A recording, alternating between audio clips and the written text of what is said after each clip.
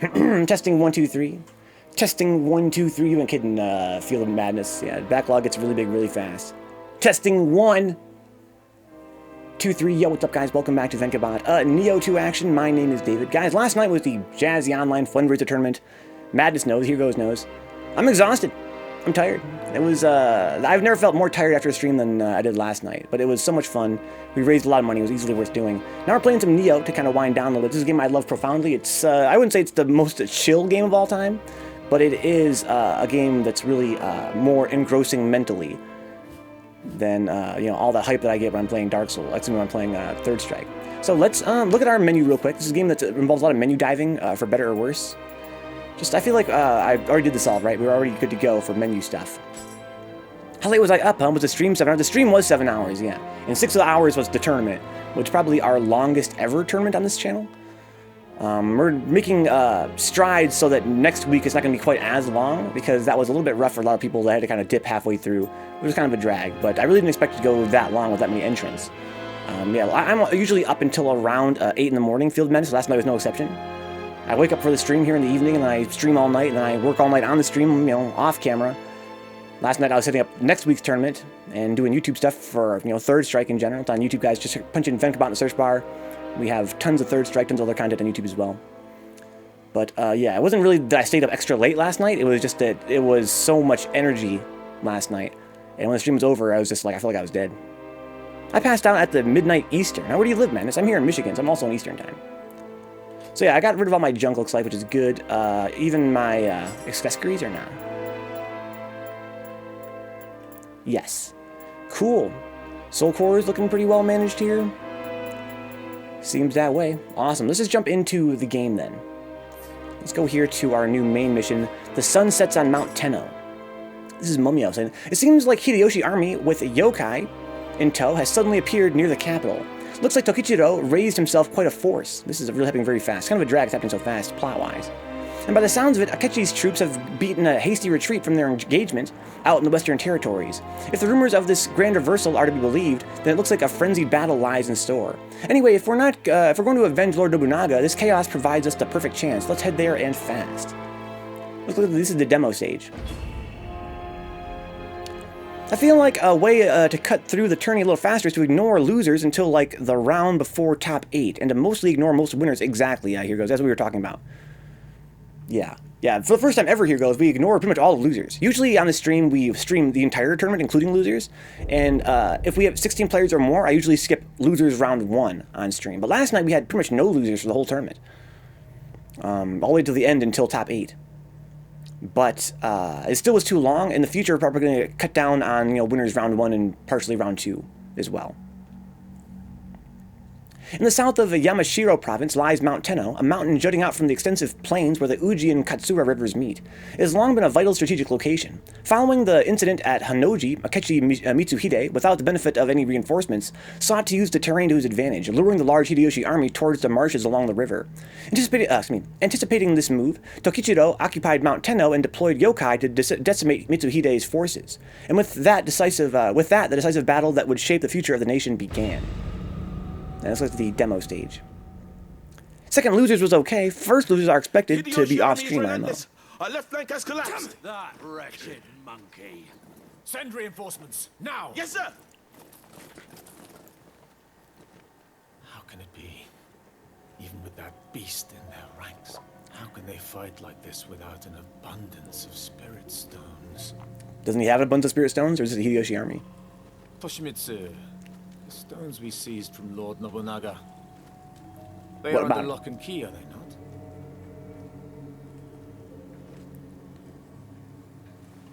Oh, yeah, man, sure, yeah. Of course. Answer me, Toshimitsu. Uh-oh. Where are the spirit stones? We got treachery within treachery? Oh, anime shit. Toshimitsu! Okay. So yeah, treachery within treachery, right? Because he's the guy that betrayed Nobunaga earlier, so now he's betraying the betrayers, I guess. Good night, Wilfred. Sorry you couldn't hang out, dude. But pleasure having you. Thanks for stopping by. Hope you have a good evening. Tiredy-wiredy, huh? Yeah, sleep well, homeboy. Sleep well, sleep deep.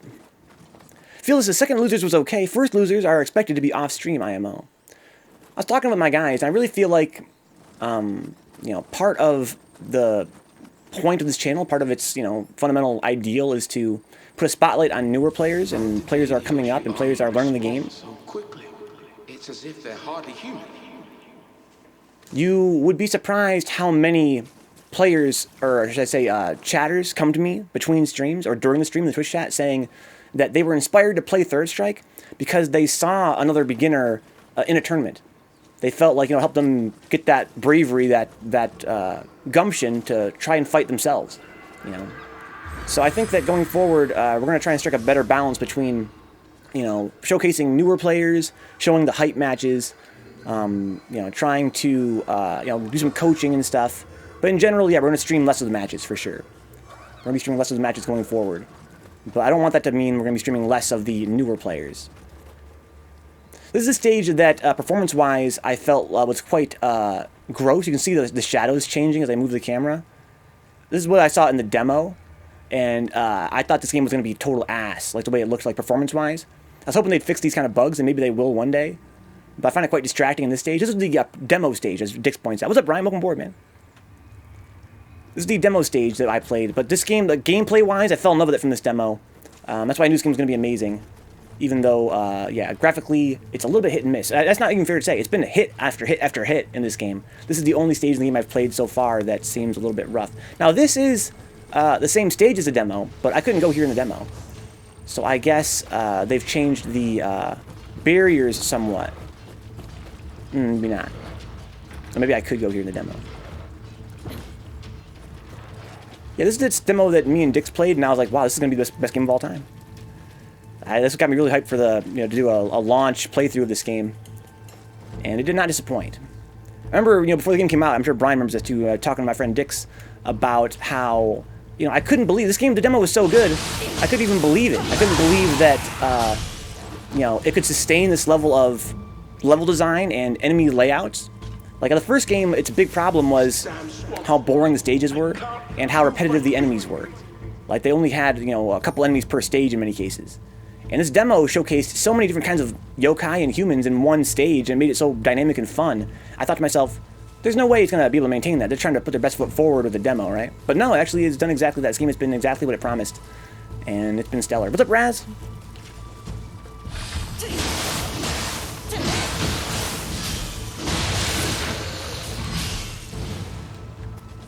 So I got this icy sword again. This thing looks really cool. This game has a really cool Fashion Souls aspect, guys. If you guys are thinking of picking the game up and need Vencabot to sell it to you, dude, just tell me. I'll sell it to you. I'll shill this game till the day I die. But one of its cool features is that it has this feature called refashioning, where you can make any piece of gear look like any other piece of gear you've ever had. So there's a really strong element of, you know, character design. You can make your guy look like whatever you want to. I don't fuck with it usually. Oh, that's not good. Oh my god! What a fucking ambush. But, yeah, you can refashion your weapons, your armor, any piece of armor you have to make it look like something else if you want to kind of design your guy. Good job with the 3S tournament last night, says Raz. I couldn't catch the last half live due to time, but what I saw was hype. Dude, it was crazy. It was crazy. Glad you enjoyed it. Again, I'm still exhausted from it. What's up, Uncle Felix? Yankee Nation 55. Hopefully I had a good rest last night. Yeah, I was totally exhausted after the stream, but I still had a lot of work to do. And I still feel exhausted now. I didn't get as deep a sleep as I would have liked. I think that, you know, this asthma feeling has been making my sleep a little bit more troubled. Likewise, today I have congestion in my head for the first time. I have like a congestion headache. I've kind of, again, I really feel like it might just be seasonal allergies, perhaps. It's hard to say.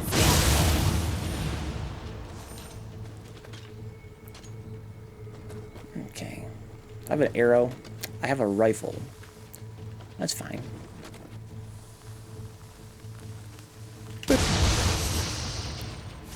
Sinuses? Yeah, something like that. I mean, I have no runny nose. But I have congestion in my lungs. You know, like I've got like a wheeze. When I was a kid I had asthma, but I haven't had like a wheeze in a long time. But I do lately, and again, it makes it kind of hard to breathe all the way in. But it's nothing serious. I don't want you guys to worry or anything like that. It's not that dramatic. That said, today it's kind of moved into my head. Like, I feel like I got a headache from it. I don't think I have a fever, but I don't have a... I have a thermometer. Sleep with a fan on, huh? Maybe you guys should. Maybe you're right. Are you also hurting with no baseball going on? It could be.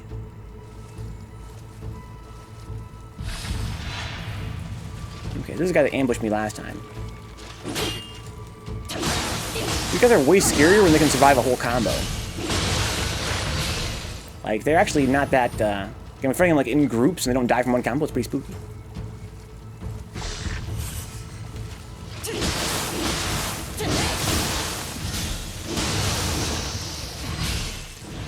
So where's my souls at? There they are. And because I do, it helps me sleep better. I'm gonna have the fan on. That's a good idea. So much. Wait. And my family has a history with baseball. Yeah, if it wasn't clear, Yankee Nation is actually my actual uncle. And of course, you can tell with a name like Hernandez that we're going to be into baseball. Me, not so much. But my uncle Nioh for sure. Uncle Felix. My dad's really more of a basketball guy. But you guys know me, I don't know anything about no sports ball. Look at my amazing helmet. Just stellar. Just stellar. I'm learning Spanish so I can talk to my grandfather-in-law about baseball. Huh? That's really, really cool, man. That's really, really cool. That's something I should do. Talk to my grandmother. My grandmother speaks English fluently, but lately she's been more loath. This is a new enemy type, isn't it? Look at, yeah, he's a... I said before, this game has a really weird... This game has a really weird... element where human enemies, they're sometimes have unique AI, like unique animations for that type, but also sometimes they're just players. They're player characters. They can do anything you can do, but of course with AI, obviously. So it's basically two kinds of human enemies. There's the kind that are sort of like, you know, they're sort of like monsters, basically. They have like little pre-canned animations they do, and other ones that are like actual human players. Now, most of the time, if they have two swords like that, they're a human archetype. But that one wasn't. He was a monster archetype. It was two swords. He just was sort of like a guy that had two swords. I don't think I've ever seen that in this game. So that's fun. It's kind of hard to tell them apart, though. This guy's the spear equivalent. He's not. If he was an actual human with a spear, he would be a little bit different. But he's like a special guy with a spear. I wish I could, you know, verbalize that better. You guys get the idea, though. There's two kinds of human enemies. Those that have all my moves and those that have all their own moves.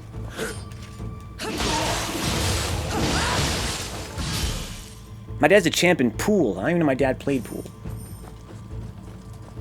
I can't imagine he's played it in a long time. Am I to die? Man says he likes the atmosphere in this game, huh? Yeah, in this game, there's quite a lot of awesome stages. This stage is very Metal Gear Solid 3-esque, if you ask me. Maybe Heroes can confirm or deny that. But it's sort of swampy, and there's a little bit of part in the woods. There's some caves. It's a pretty cool stage. This game has a pretty cool stages in general. I only know because I played the demo of this game, and it was this stage.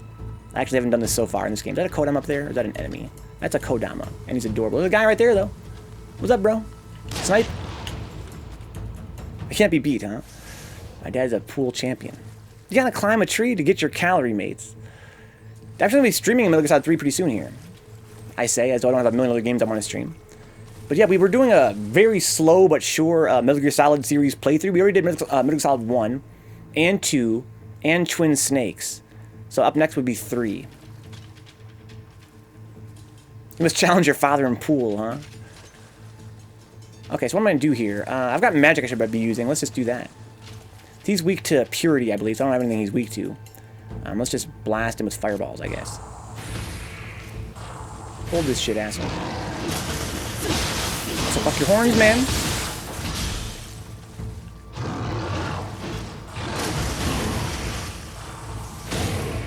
Is that actually interrupting his animation? Oh, he was out of stamina. This boy's on fire. How does it feel, little bitch? Be burning up. Radiant Flame. I got a hatchet from him. Yeah, I'm pumped here, guys. And you know I love me some Metal Gear Solid 3. I know you do. Probably more than anybody else I know. But that game is awesome. Don't let the enemy cut through the swamp. Also, I've never played Subsistence ever. I thought I had, but I guess I haven't. Oh, excuse me, let me rephrase that. I didn't play it when it came out. I knew I hadn't. But when I heard that Subsistence is the only version of the game that actually has a camera on the right analog stick, I was like, that's the one I played, right? But I guess, you know, when I played Metal Gear Solid 3, I really just didn't care. I didn't know, like, in my mind, I played it with a right analog stick camera. I mean, that's why I remember it. But I guess I did not, because I never played Subsistence. It's 8 trillion times better than vanilla Metal Gear Solid 3, huh? That'll be fun for me to play for the first time. Madness says, damn, I missed Metal Gear Solid 1, huh? I played that in 3. 1 is one of the best games ever. I really enjoyed it, man. It's on YouTube now. So she's weak to electricity, so I should probably blast her.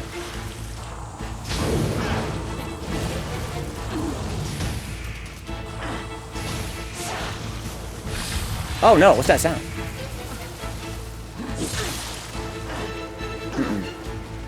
Well, this is tricky.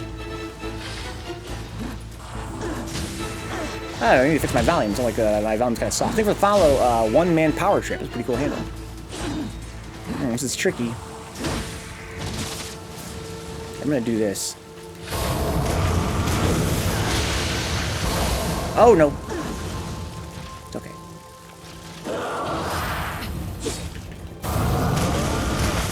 I really want to crush the skeleton. Got him. Okay. Hold these shuriken real quick. Excuse me, kunai. No, I'm sorry, they're shuriken.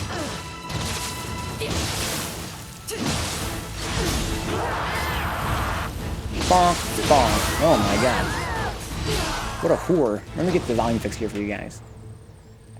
One man says, what was the hardest boss for you so far in this game? Geez, it's really hard to say. That big bull, the big bull with the crab claws, that was a real pain in the ass. That's a very recent boss. So far I found this game's bosses to be overall easier than the first game, but I don't think it's not really necessarily a bad thing. They're leaving some more headroom for, you know, New Game Plus to make them a little bit harder. The first game had some pretty cheap bosses. Like the second boss in the game in the first game was pretty stupid if you ask me. There, the volume should be fixed now, guys. Thank you for that. For the patience, that is. I'm using Odachi as well with ninjutsu, paralyzing. Oh, that's sick. Yeah, I have an off-stream character that has, you know, lots of magic and ninjutsu, but my build is mostly just extremely heavy armor and Odachi. I really don't have any points in ninjutsu at all.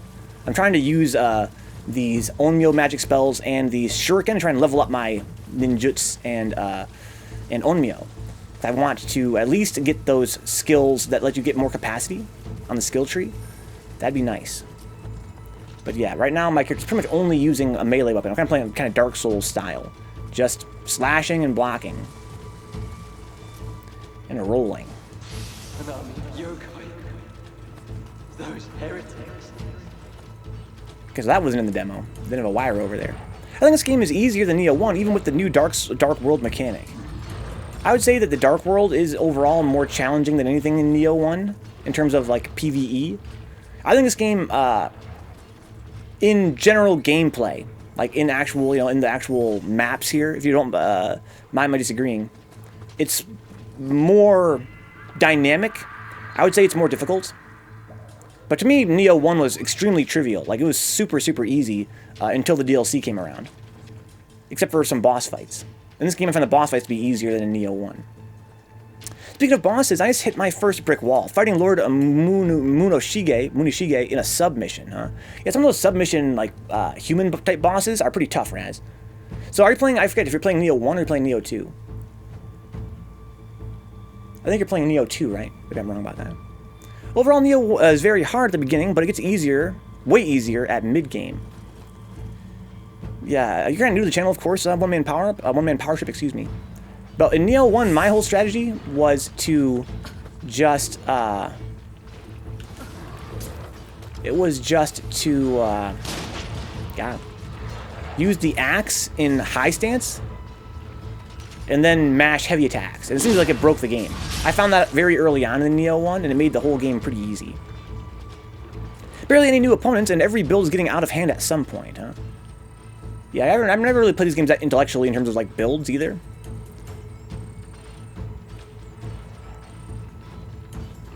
I'm playing Nioh 1 right now, says Raz.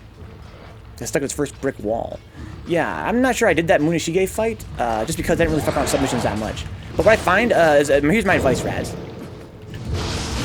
I'll take the damage there. When you're fighting humans, like human bosses in Nioh, especially Nioh 1, it's very important to... Oh, you get more anima.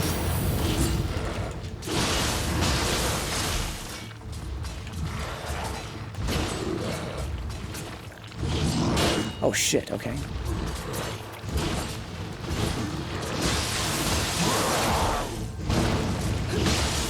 Oh shit, he can combo 2 stomps, and that makes no sense, but it's sick. I'm into it. So I need to hit this guy. I think he's anemic now. Yes, okay. I'm sorry. So, yeah, in Nioh 1 Raz, I find that when you fight human bosses, it's important to be a faster build. I found that in the DLC, where the game actually got hard for me in Nioh 1, I couldn't keep on with my heavy build. I had to go something lighter, better dodges, a faster weapon like a katana. And you have to look at parries, Raz. Make sure you look at parries. That can be really helpful against human bosses. What is that monstrosity? That damn monkey. He must be responsible. What a whiff. So the part of the downside of the rifle is a very long recovery. Not on shot so much as on when you put the gun away. They can't balance it properly with all these possibilities, huh? Yeah, I don't doubt that you can definitely find some builds that are really, really strong in this game. Because I never really tried that hard to get a really good build. Mostly I just kind of play pretty dumb. Overall, it's not as difficult as Souls games. Just your opinion, huh? I think that this game... well, again, Souls games are another kind of game where you could break them if you really wanted to. Again, when I played the Souls franchise, I found it quite easy. I just played a really heavy build with a giant shield. And that made most of the encounters much more manageable. Much more manageable, in my opinion, than a lot of things in this game. For me, in this game, you know, it seems to me typically... Again, I'm kind of loath to describe these games in terms of their quote-unquote difficulty. That really varies from build to build. It varies based on your background in games, what you find easy or hard. I just find this game to be more dynamic. That's the word I've been using. It just seems more... you know, open-ended. There's more situations you have to consider, and I like that a lot. Like, I wouldn't say that makes it harder, but to me it does make it more fun. There's just more stuff that can happen, more things going on. I switched from an axe to Kusarigama, but I suck with it. Ah, parries, huh? I've already sucked with parries in Souls-like games, and 3S for that matter. How do I go over to that Kodama is? Yeah, this game has easier parries than Souls games, and easier than 3S. For sure. If you try it, I recommend just trying it, Raz. Again, maybe just like experimentally, if not against this boss, then just against regular human being enemies, regular enemies. For me, that was really important to get past some human bosses I couldn't beat. Once I learned how to parry, it made them more manageable. Sometimes it wasn't always what actually got me the win. It was more like something that opened my mind. Like, parrying those guys opened my mind to their weaknesses. Dark Souls 1 parrying is easy, huh? Yeah, I got that. I kind of got a handle on it over time.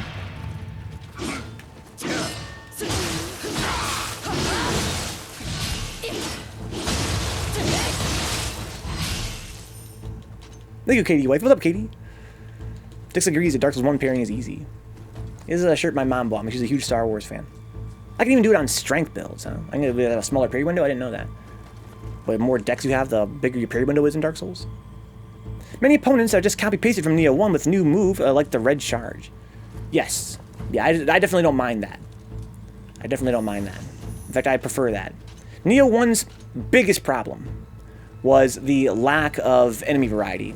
So my most profound of hopes for Nioh 2 was that they would just take every enemy from Nioh 1 and port them over and then add a bunch of new ones, which is exactly what they did. And the enemies that did come back from Nioh 1, they have been retooled, they've been rebalanced a bit. Their moves have been sped up or slowed down. They've some of them are now more like fodder enemies that before were more like one-on-one type enemies. They have added a few new moves, but of course they redid most of the character models from Nioh 1. But yeah, I definitely don't mind them reusing all the characters. I'm glad they did. The more decks, the easier the parry. I did not know that, so it makes the parry window bigger.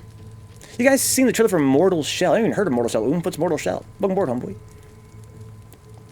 But we know the moveset already. It makes it easier to adapt right at the beginning. Yes, you're right. I know stats. I forced my friend to play this game, one-man power trip. I was like, you gotta play Nioh 2, man. He was like, alright, fine. And it was kind of surprising to me to see how much more trouble he had dealing with enemies I take for granted, like the Yoki. Like, he had a lot of trouble, you know, dealing with his stuff because he hadn't seen him for an entire game like I had in Nioh 1. Another Souls game coming, huh? Mortal Shell. Like a Souls-like game. Oh, fuck. Oh, shit. Is this the first time I've seen this Yoki in... Oh, God. Run! Just run. I think it's the first time I've seen the Kusarigama Yoki in this game. Is that gonna drop? Come down here, you fuck. I want to fight you down here. There you go. 6 Sentai jump. Oh, he's fast.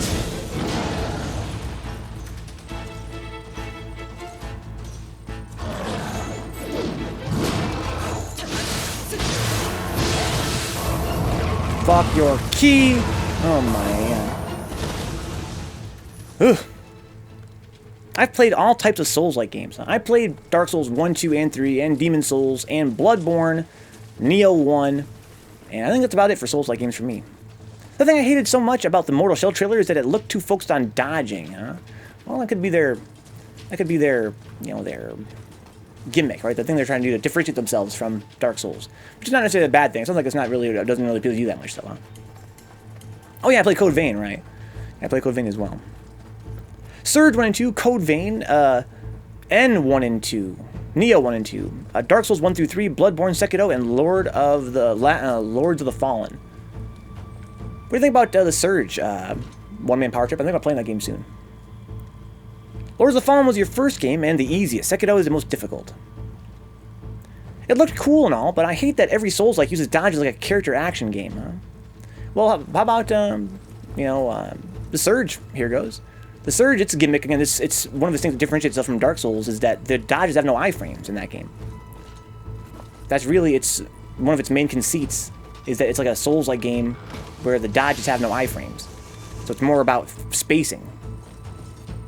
Very dynamic gameplay on the Surge. I watched my friend Overlord Steve play it on his stream and it looked fucking sick. And it would appear that, you know, its shortcomings are very much like Nioh 1's shortcomings. It seems like it's very repetitive graphically. But I'm kind of pumped to see how they expand upon that in the Surge 2. Oh, okay, drop from here. Very sneaky. Sneaky Peter. Oh, maybe not. Where is that Kodama? Over here? Aha. Sekadets. Hey, little bud. That's your bigger issue with Dark Souls 3 and Bloodborne, huh? Yeah, in Surge, it's more about positioning rather than roll spamming.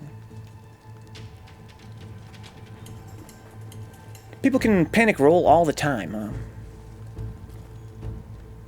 I don't know.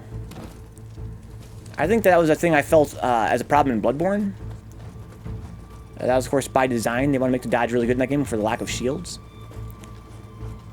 This game as well, I find that much more than Dark Souls, you can sort of, when you're in danger, just kind of, you know, just do this number to kind of get around. But I think it's relatively well balanced. Like, I've died many times for a mistimed dodge, because, you know, you have startup and recovery frames on your dodges, so I don't terribly mind it. So here's I'm going to buy the Surge for 10 minutes of gameplay, huh? Bonus points for when I googled it, got results for the soda. Surge. Shout out to Surge for real, guys. Shout out to fucking Surge. Never fucking forget. That shit changed my life back when it first came out back in the day. I remember, I don't know, I was in middle school or some shit. It probably had been out for a while, probably, but, you know, I just kind of got a new marketing push, I guess, when I was in middle school or whatever, and I was like, holy shit!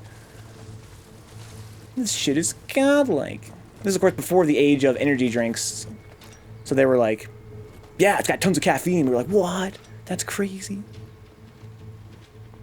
Yeah, Surge is godlike. In Dark Souls 1 and 2, you have to time your dodges way more precisely. Got a dark realm here. Can't drop down there. I could drop down over there somewhere, it looks like. I don't think I want to, though. I can drop down there. Sneaky sons of bitches. Oh shit, who saw me?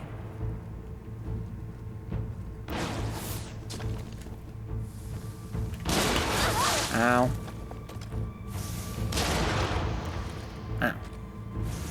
I panic rolled my way through every Souls game perfectly fine. Shortcut. Nice. In my Surge 2 playthrough, my save data was broken, huh? Couldn't continue. I was so pissed. That's annoying. I hope they fixed it. A patch or something. Boom, boom, boom, boom. Oh, you fucking bitch.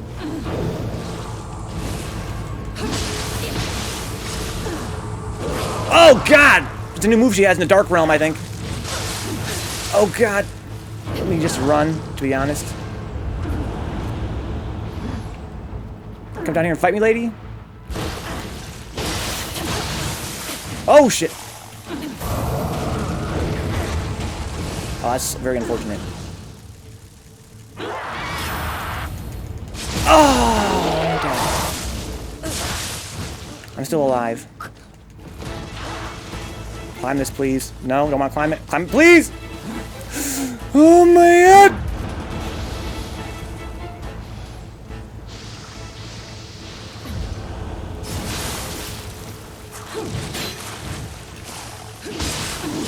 Oh my, I can't believe I ever survived that. Holy shit. Holy shit. Dude, I hate those chicks woman power grip. The new Ryonas, dude. Oh my god, I should have died there. But I didn't. I am poisoned though. That's a drag. I do have I have my full yokai shift as well. Got a yokai shift here. So where am I? What am I doing? Oh yeah, I know where to destroy the crystal. I gotta destroy that crystal, right? For sure I do.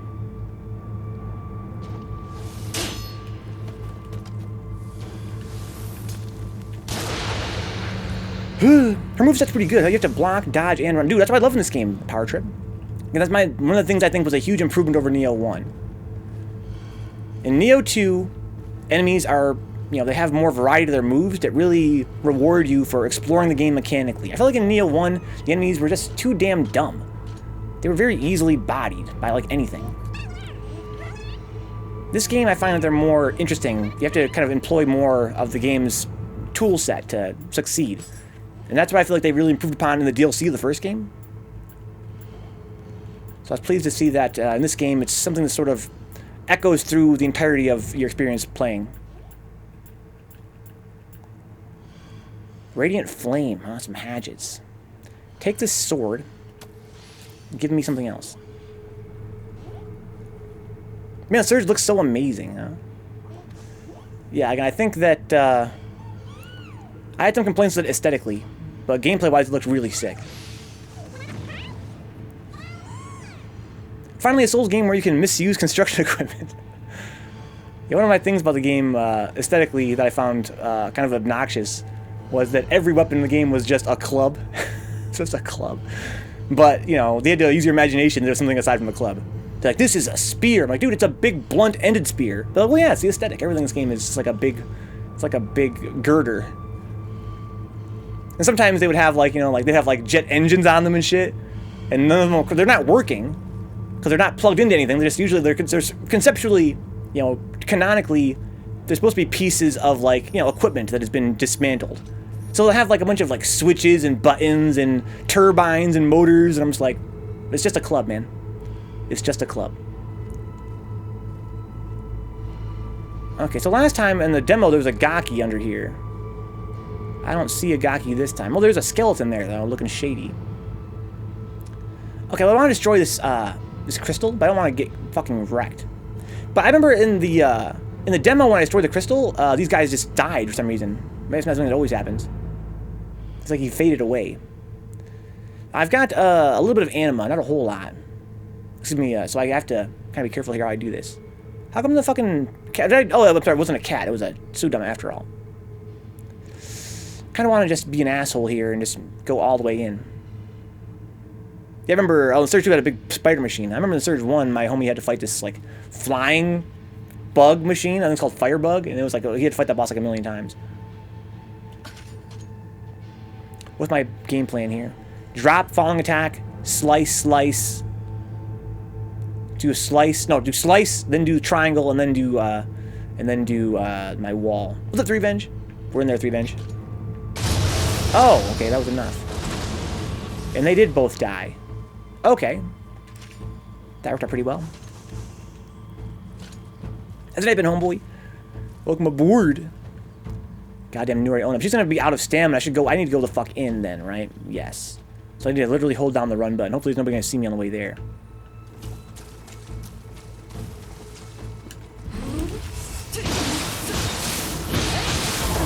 Oh, fuck.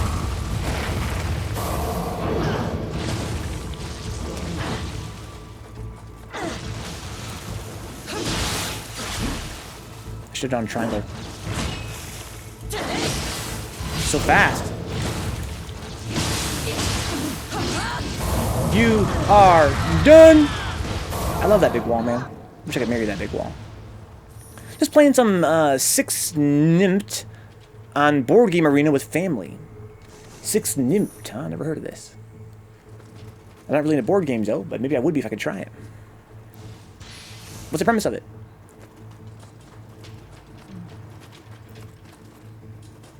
Family board game night, huh?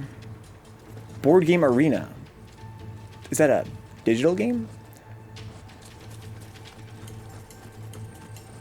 This does not appear to be exactly the same as in the demo. No, it certainly isn't, in fact. Boom, boom, bum, boom. This boom, boom, boom music is kind of silly. It's not terribly distracting. I wouldn't say it's a a terrible addition to the game.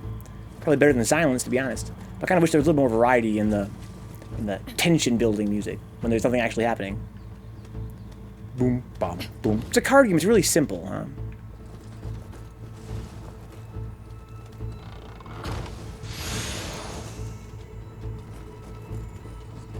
I haven't played a card game in forever, unless you count sweet, sweet DOS 3.1 Solitaire, which you've done quite a few streams of by this point. When I was a kid, I used to play a lot of War. Yeah, I never played poker, guys. I have no idea how you even play poker. We should do a poker stream one day.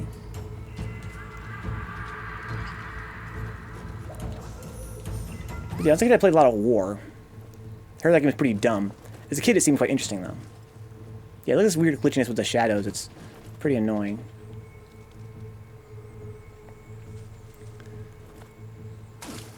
But it's also a pretty low res stage. I think they improved upon it since the from the demo. I remember thinking it was very jaggy looking. This game has a dynamic res. But overall, I've been super impressed by this game's graphics. Like, it's just actually splendid. Poker's only okay. Only it's terrible online. You need to be face to face, huh? There's no tension unless there's money on it, so it's not a favorite of mine. It's kind of hard to believe. Again, I wouldn't really know. Bing, bong, bing. I think there was a Sudam over here originally, but now there's not. What do you got here for me, dude? Sacred water, huh? Did I skip? I don't think I've skipped a shrine. Oh, I did skip a shrine, didn't I? That's a drag. I have this habit of skipping shrines because I don't want to respawn enemies that are behind me.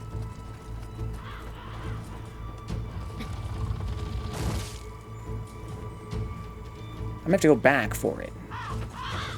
It's a pretty tough area.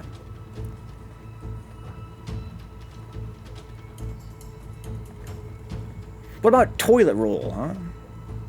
Is that a arcade game? Is that a card game? Poker is great. People play like morons when there's no money on it, huh? I play like a moron with no money on the line. Oh, there's a shrine right there. Okay. The thing in this game, if you skip a shrine, you don't get the souls. It should be the opposite. You should get rewarded for skipping shrines. What's up, KG? Yo, what is that sick hat? Yo, look at this amazing hat, KG. That's 10 out of 10, right? It's fucking splendid. I don't know what it is, but it's got the highest stats right now. Let's look at my cool ice sword. Why is the game so good?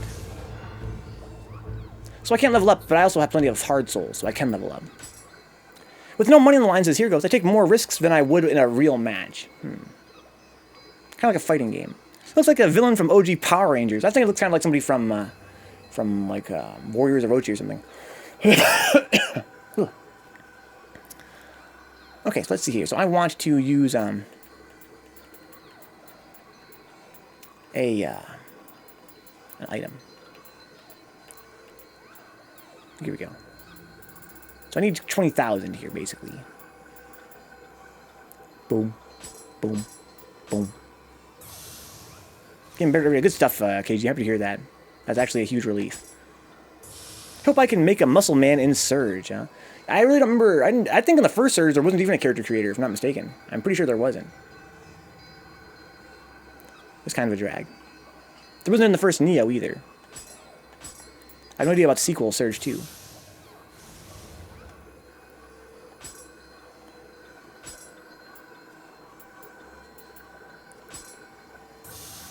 That should be enough, I think. Yes. Yes! So I've been raising stamina pretty much exclusively. No, I rose Constitution because I needed it for my stats. Let's go try some new gear on. Couldn't get into Code Vein because my character was a cutie, huh? Yeah. That was kind of a weird in that game. I did my thing. Here goes. When that game came out, there was a huge thing on social media about how good the character creator was. Oh, it's so great. Best character creator of all time. Oh my god. And I used it and I was like, I mean, it's alright. I mean, it's not terrible. But for all the praise it was getting, I thought it would be, way more involved. It's just, you just make it, it's like one of those anime avatar creators, dude. You know what I'm talking about? Here goes. It's like an anime avatar creator. Dick says, tape a piece of paper to the center of the screen so it covers your character. Huh? Okay, that might work for Here Goes. Help them get into the game.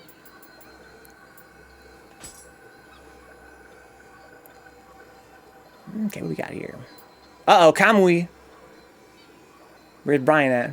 We gotta use Kamui, right? It's actually stronger than my current swords, but we've gotta use it. Imbue. This one has Imbue Fire. Sick. Melee key damage. Yes. That's godlike. And break. This is a fucking badass sword. This is what I want. It's everything I want in a sword.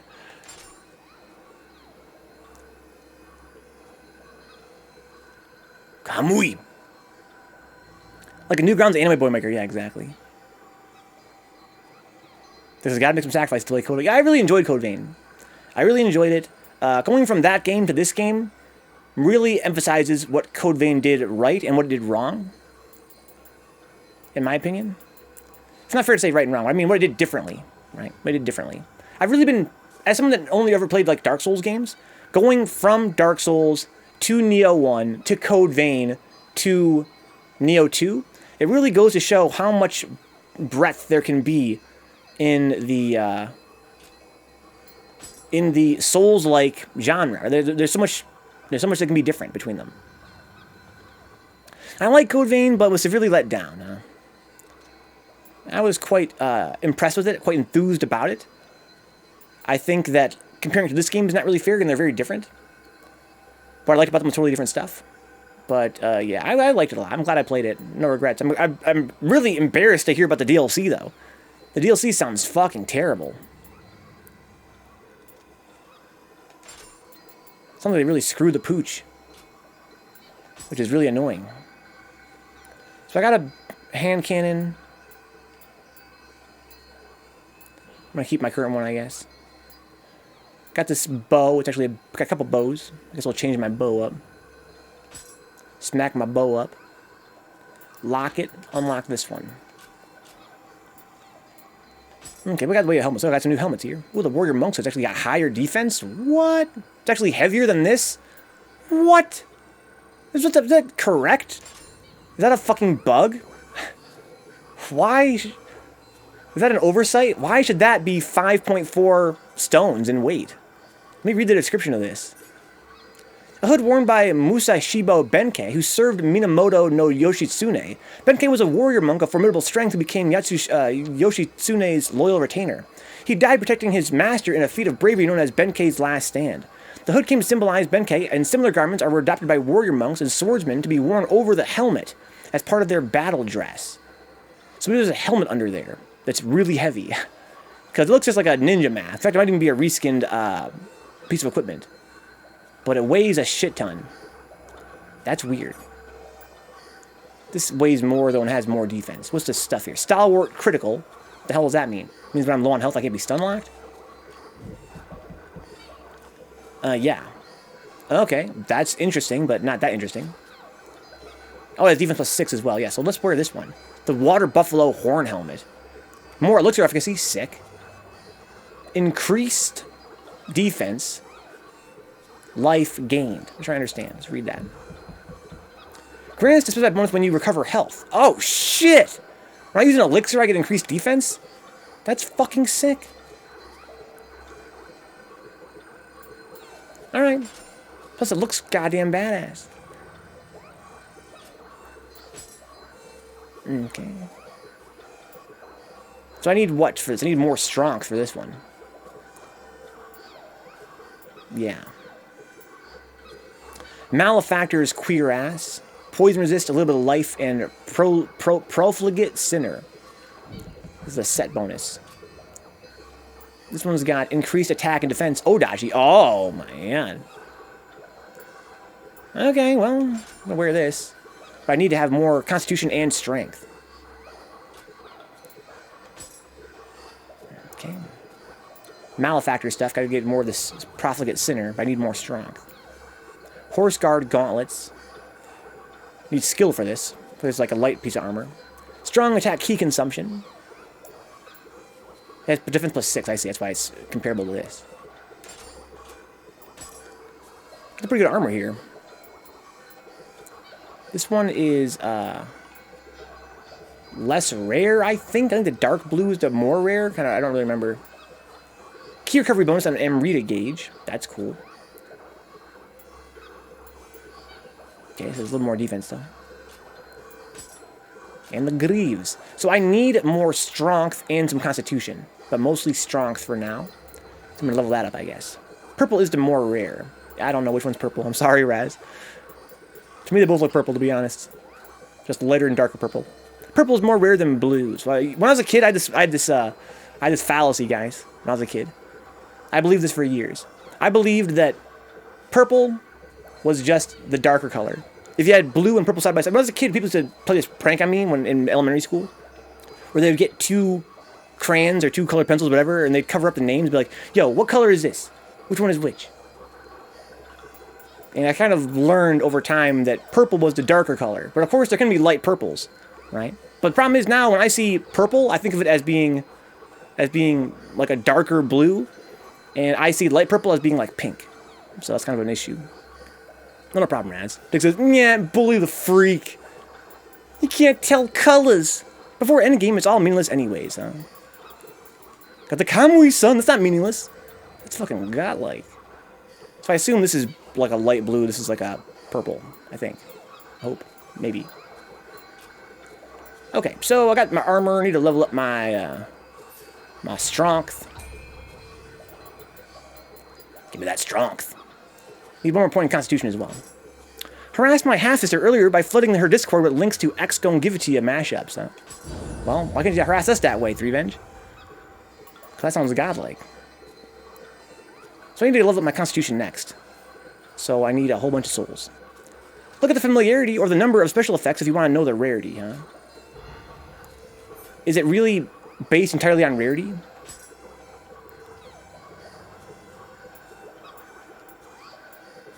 The number of special effects it has?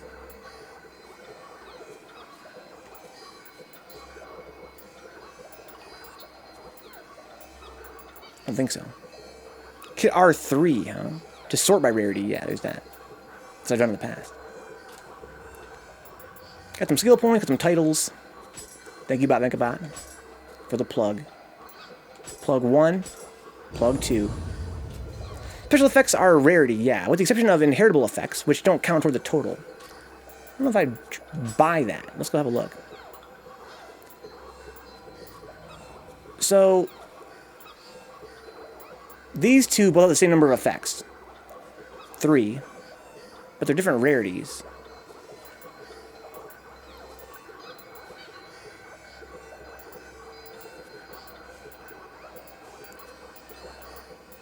Is there a reason for that? Or do I misunderstand? Okay, so how many skills do I got to unlock now? I got a Onmyo point. Samurai point. Sech. I might as well spend these. I want to level up my fire shot, I guess. So I can get more shots overall. No, it's already mastered. Okay. Well, then fuck, I don't really care. I just know green is needed to max. Purple has less, and blue has less than that. Yeah, I have no doubt that... I bet you're right insofar as maybe the number of slots for skills they can have is based on rarity. Like they're temperable slots. But I kind of thought that maybe some might come with less than their max, you know what I mean? Not sure which is your favorite, huh? It might be the last one, huh? X, go and give it to you. Sloth Talisman, what is this? Yokai Dark Realm Resistance plus 15. Oh, it's a passive. Well, shit. I need to raise these passives up then. Yeah. Yeah, I guess that's what I have to do. I have to find passives to level up then, if I don't really care about Onmyo magic.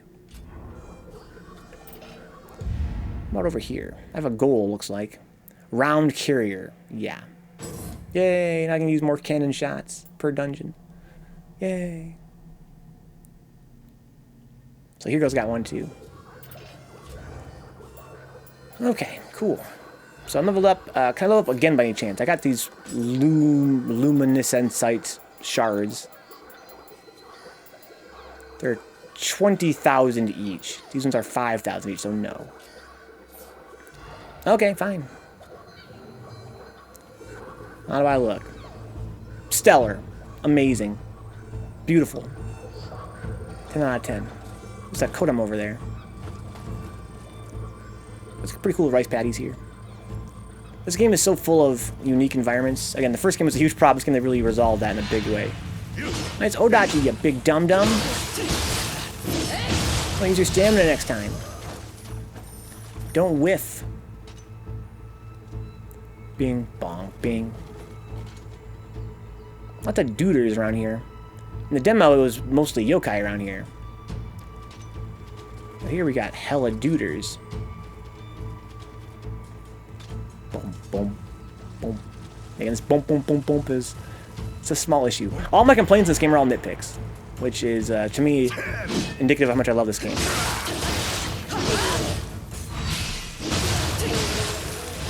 But yeah, I do find it kind of obnoxious. Boom, boom, boom.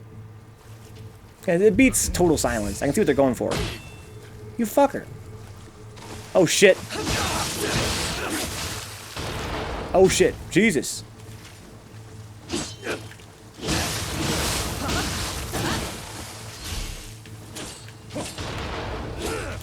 Oh, it's gonna work out so well.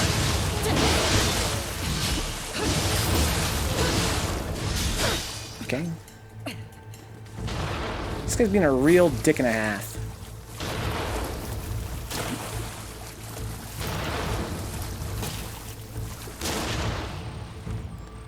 Hold that. First time around, I thought the water was filled with spikes, huh? Oh, I mean, because all the little rice flowers, plants, whatever they're called. Yeah, the garbage, again, it's very low res, at least down base PS4. God, he fucked me up. He's not stamina now. What the hell just hit me? Something's hit me. I feel like a shuriken or something. That thing.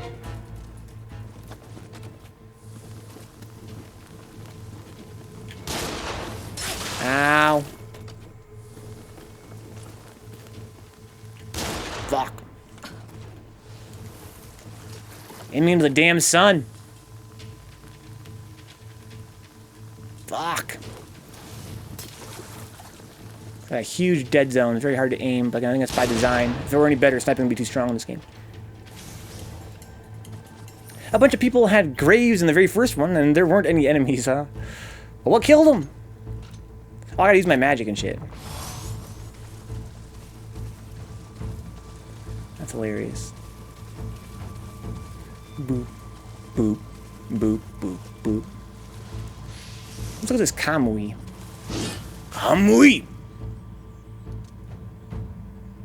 Pretty dope. It's all covered in blood. Now, if I do this, she cleans it off, right? Boop, boop, boop. Sick. This game's sick. Could even check the graves to find out, since that meant walking into the water. I'm glad you didn't, though, Dix. That just shows you take these games very seriously. I was thinking about that the other night. Think about how my attitude has changed so much since the Dark Souls days in these games, Dix. In Dark Souls 1, 2, and 3, I just could never die. I was unkillable. I'll tell you why. Because I would play the game at 0 miles an hour if it meant not taking damage. And I find, and people would say, how do you do that boss fight without getting killed? I was like, well, you know, being patient. Like, how do you be that patient? It's impossible to be that patient. And I was like, just didn't want to die. I feel like I was going to die in real life if I died in the game. But now in this game, I die a lot because I was just impatient. And, you know, I can see why people would die that way in Dark Souls. It's because now I've kind of felt, I've died enough times that I feel like it's not that big of a deal if I die. Whereas in Dark Souls, you know, I felt like I was not allowed to die ever. That shit was not an option. You fuck. Oh, shit.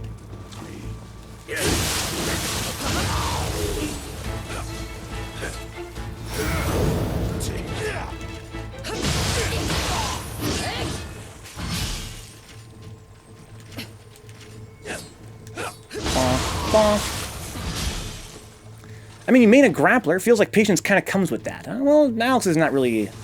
I wouldn't say he's necessarily a grappler. His power bomb's kind of ass.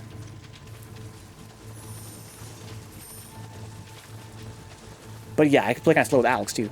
My strategy was that if I went fast enough, I'd make up for the extra debts. Now, there's that, too. Also a very viable, you know, way of looking at it. I kind of struck a balance, basically. I kind of, over time, struck a balance. I think that it mostly comes from the fact that I never died in Dark Souls, right? And I went into it with something to prove. When I was a kid, Demon Souls really beat my brother and I. And I really wanted to not die. I wanted to prove that, you know, Dark Souls games, despite their reputation, you know, you don't have to die. And so I kind of fought for that. Where in this game, you know, I kind of, again, the more I died, the more I felt like it was okay to die.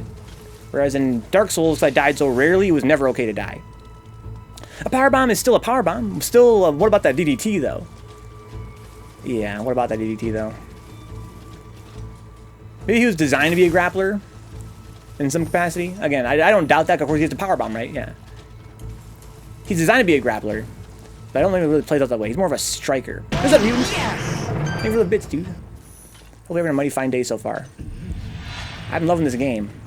Look, this dude has a goddamn rifle. You put that shit away, asshole.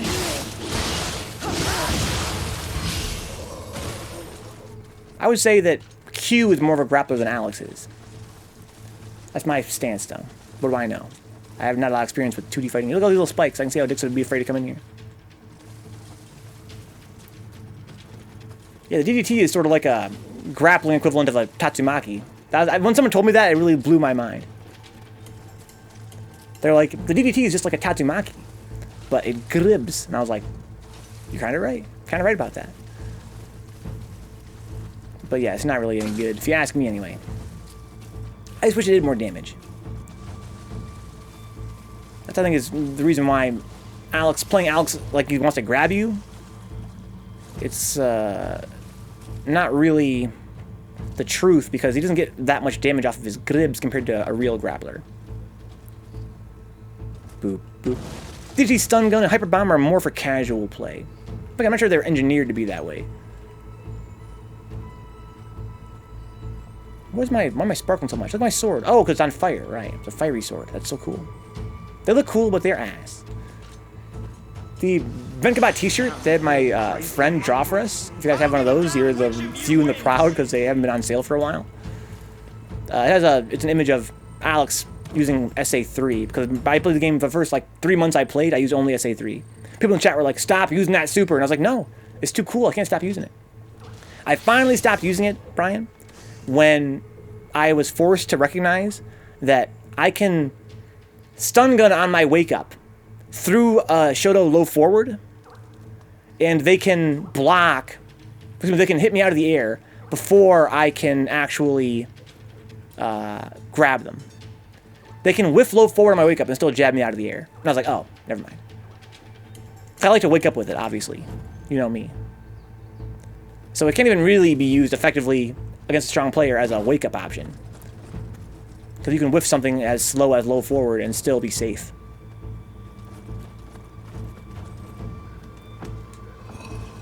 Beep, boop, beep.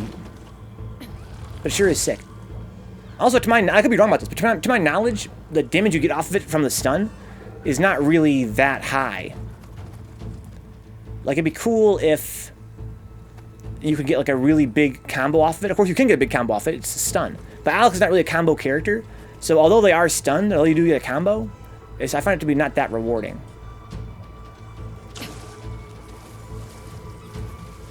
Why is it so quiet over here? Nobody wants to kill me at all? There's a Kodama, I know that. Boop. Beep, boop, beep. Yeah, Hugo's obviously a grappler. Once he's in range for his SPD, his SPD is insane range, huge damage. Power Bomb is quite a compromise, which makes sense to me. Again, Alex is not a bad character.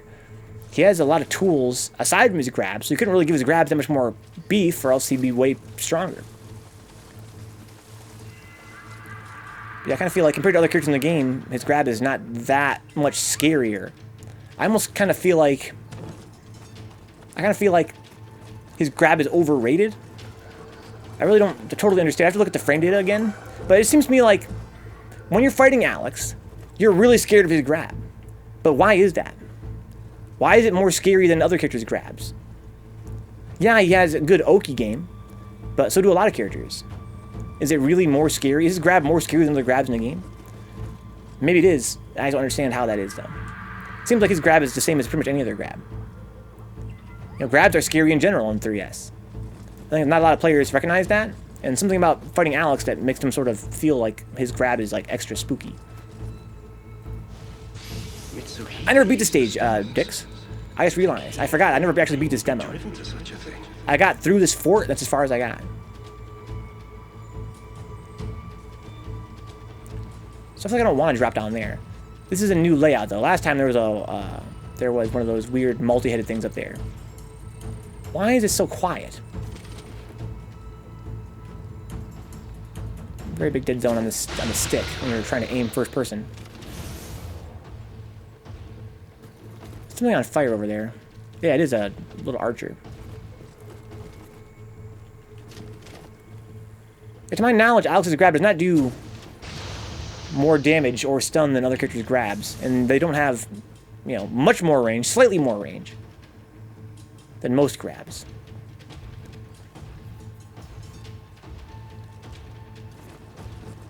Yeah, there's a weird graphical bug there with the shadows. Boom, boom, boom. What is that, a Yoki? Looks like a Yoki over there. Well, Yoki Doki. One of these double katana ones. Why is... Who saw me? You? Okay, 1, 2. Oh, fuck! Oh, that's a nice punish. Oh, shit. Good thing I blocked that. Fuck your horn! Oh, God, I'm dead. Oh, right, the crystals. Give him a buff.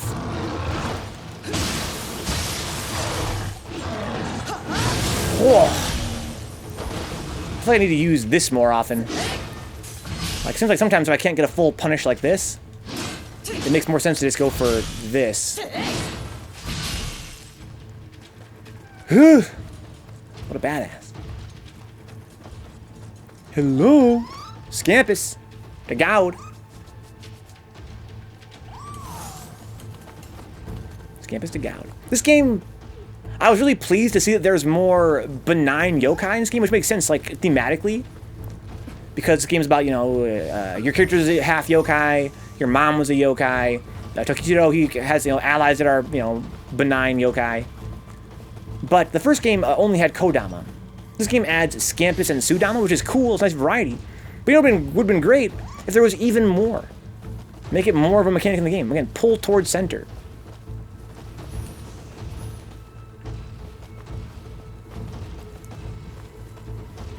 Right, Scampus is cool.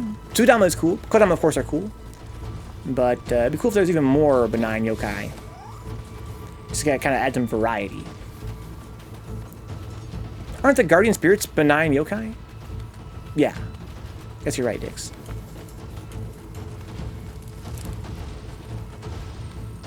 Bing, bong, bing. So the enemy fights with yokai as well.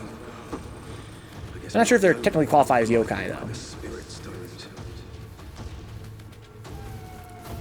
More the kind of, I guess I always picture more like kami. Bing, bong. Because those crystals seems like they only give you elements. I was not really sure what their whole deal is. Some crystals seem to power up enemies. I'm not sure exactly what capacity. I think they make enemies regen. Like regen their health. I don't really know. And in the first game, all yokai were on the enemy side. Except for the Kodama, right? This time, it also happens, you also happen to be on the enemy side. Bing, bong, bing. Not sure I understand what you mean. This time, you also happen to be on the enemy side. Maybe you mean, plot stuff for later. I got a bunch of magic spells. I gotta use them. Last time on the demo, I kind of ran in there like a dumbass and destroyed those and then ran away. It was pretty fucking dope. It was a hit and run. Shout out to Third Eye Blind. Where's Mutant at? I saw you at my hit and run. Oh no. Worth.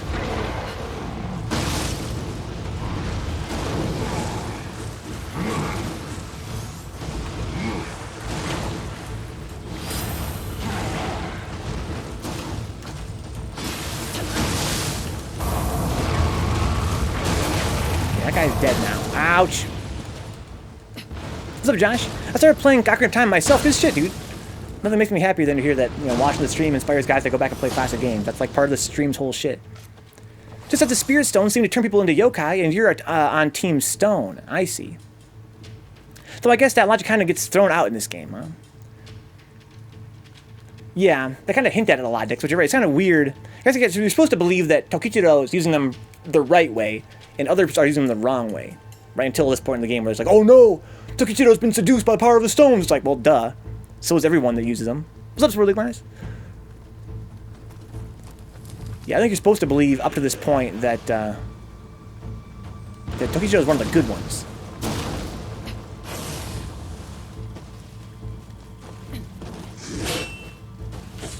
Nice little string, asshole. He died in one fucking hit. It's such a sick game, I'd forgotten how much fun it is. Yeah, again, I haven't played it in many years, and it's been blowing my mind how much fun it is. Like, it is, again, by modern standards, still a super sick game. It's just so good. I like these guys. From a design perspective. They're more cool. They're more cool than just a simple, like, guy with a rocket launcher. Like that in the first game.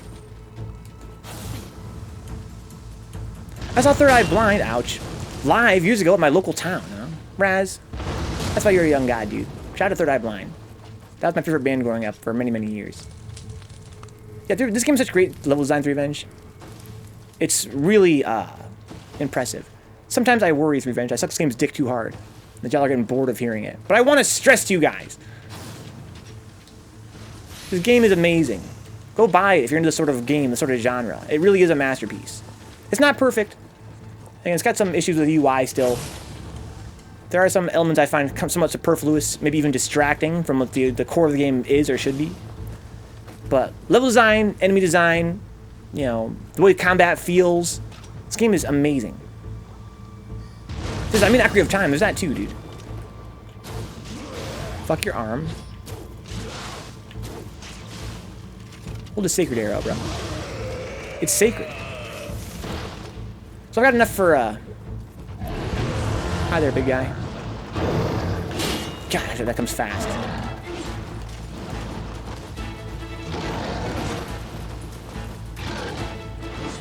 That was weird. What the hell was that? I'm trying to dodge that and not block it, but it's tough. I wish I got a yokai run to go away. Okay, it's just a deadly, only one off. I still gotta block it. It's fast. Oh, fuck your horn, dude. Fuck your horn. Fuck your horn. Oh, my. Thoughts on reused levels from the first game? There are no reused levels in this first game. Slap Happy Cyanide. Excuse me, that's not fair to say. They have, there are some reused levels for the submissions, I guess, from what I understand. And there are some stages that are reused conceptually from the first game, but they are not the same exact stage. But yeah, thoughts on what you mean, Slap Happy. I'm not disappointed by it, if that's what you mean. In fact, I wish that they would, I was telling my friend Dick Sucker earlier, that I wish they would reuse more from the first game. One thing I feel like that's kind of controversial is I feel like in video games, obviously not in movies or other media, but in video games, I kind of feel like one thing that is always worth hoping for, Slap Happy, in a sequel, is for that next game to have everything the first game had, and then more, right? Like, let's say you bought, hypothetically speaking, let's say you bought Devil May Cry 2. Let's not use that example. Let's say you bought Ninja Gaiden 2, right, on Xbox. What if it came with Ninja Gaiden 1 in the package? That'd be a great value, right? That'd be a great value. I feel like in a game like this, it makes sense to reuse all the enemies from the first game, because you want to have the maximum enemy variety, right? Especially if they can be rebalanced to fit well into this game's mechanics. So to reuse every enemy from the first game, and then add another, you know, whole game's worth of enemies, to me that makes sense. That's what you would want. You would want to have as many enemies as possible. Likewise, stages. If this game had the entire first game's roster of stages, I think that it'd be, for this game in particular, it'd be a poor decision, because this game's level design is very different conceptually. You can tell they came up with a different sort of goal in mind for this game's stages. So it wouldn't really fit in this game. But if it did fit, then yeah, do it. Because I would want to have more stages to explore. You know, more submissions. That would give you more variety of stages. So in my experience, Slap Happy, if you haven't played the game yet, I find there's not a whole lot of reused stages, if any. But even if there were, I don't mind that sort of thing. Yeah, that's what I mean, Brian. Yeah, I mean, it's not the best example. It's not the best example, because the first game had a very different sort of feeling to the stages. But here's my thing, Brian. I did hate the stages in the first game, but not because each stage itself was so obnoxious, more because you had to do them all in a row. Right? Like, it was so boring to go from boring stage to boring stage to boring stage to boring stage. What do you think, Brian? You've seen me play this game long enough now. Do you think that would be better to have the boring stages in the first game come back as submission stages? Or just to have this game stages, but played backwards? That's how it works, right, Brian? This game, the submission stages are always a main mission stage, but played from a different starting point, and with different areas blocked off. For me, that might be the greater of two evils. Like, I might rather have, you know, some of the boring stages from the first game come back, instead of having every single submission be a main mission, but played backwards. Like, if we had, you know, let's say, returning stage from the first game, even if they chose, like, a greatest hits, right? There were some okay stages in the first game. That would at least add some more variety, for my money, to the submissions, than just having every submission just be a main mission stage. But yeah, you're right, Brian. It's definitely, again, it's not, it's not, cut and dry. There's definitely a compromise there either way. But to me, it's the lesser two evils. N2 stages are more compact, better shortcuts. They are more three-dimensional, that's for damn sure. There's a lot more variability in height. And, you know, they're more dense for sure. Yeah, they're more compact in that respect. They seem to me to be longer. They're more varied. The first game's big problem is that the stages all looked and felt the same. And they just dragged on. Too many meaningless shortcuts, though, huh? That's one of those things I find like a nitpick, Dix. Like, I feel the same way, Dix. It's one of the things I've found not really worth mentioning, because this game on the whole is overall so good. But I do kind of feel like you're right. Some of these shortcuts are kind of pointless. I don't think they detract from the game, but they're kind of obnoxious in that way. Yeah, it's got a little dangle on the sword, dude. I was trying to figure out, it's been so long since I saw the anime, Brian, you know, my memory is fucking terrible. But I don't think that the actual sheath itself is terribly similar to, like, Kamui's sword. I don't think it's like a direct reference that way. But yeah, it does have like a little tassel. I want it to be like the sword. I mean, I want it to be the sword from 13. Excuse me, not from 13, from X. Look at that blood. See that blood on the sword, guys? Watch this. Fun little mechanic here. Hear that sound? It's the blood splattering off. Now you pull the sword out again. It's clean. How cool is that? How's up, Gypsy? Did you ever play FF7? Yeah, I did, Gypsy. Yeah, I played it when I was a kid and loved it. I played it as an adult about like 7 years ago and thought it was goddamn amazing. Not really similar to the Divine Sword at all. Yeah, I really wanted it to be like, you know, like a reference. That would have been so much fun. It just feels weird to knock down a ladder and immediately think, all right, I'm never going to use that. Yeah, you're right, Dix. Exactly how I feel. And, you know, we played Devil Advocate in the chat before. We actually had guys in the chat saying, well, you know, what if you, I think you were one of the guys, Dix. Like, what if you want to go back? But you never do want to go back. It doesn't make any sense. It would make more sense if this were a different kind of RPG. Like, you might want to, I don't know, go farm somewhere. Like, go, like, respawn enemies, go back and fight those guys again for some reason. But it doesn't really work that way. Slaps, I usually spend an hour or more on stages when I was going through the story. I usually spend on stream, you guys know I play mad slow, usually closer to 3 hours per stage. Like 2.5 or so. Because, yeah, I took that side. Yeah, I mean, it would make sense in a different kind of game. I mean, I can understand the appeal of getting around the stage faster, but again, that doesn't make any sense because you never want to go back. There's no reason to go back. If there was a reason to go back, then yeah, of course, it's awesome to open up more navigational opportunities. It made sense in Dark Souls 1 for that reason. In Dark Souls 1, you're constantly going back and forth all the time, so opening up more pathways was always great. But in this game, it doesn't really make a whole lot of sense. I'm scared of these guys, the mages, so I'm just going to use a Sacred Arrow and snipe them in the face. Hey, buddy. Hold this. Who saw me? Oh, he hit me. I thought he was trying to power himself up. God damn, I love that one. Are you planning on streaming the remake? Almost certainly not, Gypsy. Almost certainly not. No promises, guys. If I were to play it, Gypsy would put it this way. If I were to play it, it would be a hate stream. Like I intend to play, The Last of Us 2 as a hate stream. I was talking yesterday about how sometimes I play games I don't like, but I enjoy not only ragging on them the whole time, but also I enjoy learning more about my own taste in games by playing games that I find I don't like. So there's that element to it. But and also, yeah, that too, Dix. Yeah, I'm also open to the games actually being kind of surprising to me, actually being good. There have been games on stream I played as a hate play, like a game I played just to hate on it, and was like, whoa, this game is actually godlike. But the thing about FF7 Remake is that it's one of those games where I'm not that interested in it personally, and even on hating it, I'm not that interested in it. I think that actually from the demo, it actually could be good. I played the demo, I was surprised how much I enjoyed it and how good it actually felt. But I feel like I would just sort of be hating it the whole time. I would be hating it the whole time. I feel like I'd be nitpicking it, and I think there's not really that much demand. At that time, there's going to be tons of streamers playing it, and everyone's going to buy it. Everyone's going to buy it either way. Everybody I know is going to buy it. So I really don't think I'm going to be able to set time aside for it. Except for the stammering, guys. It's that kind of day for some reason. Some days I stammer more than others. It just pisses me off to have to agree with you, huh?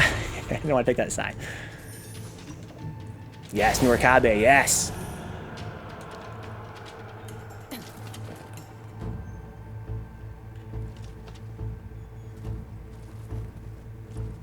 Bing. I love this fucking fog effect. This game has such great graphics.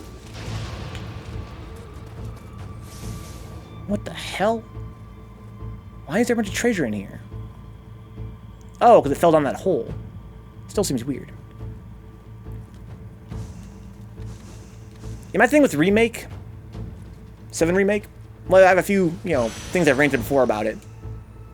One is that it's, by my measure, it's almost certainly not going to be completely released.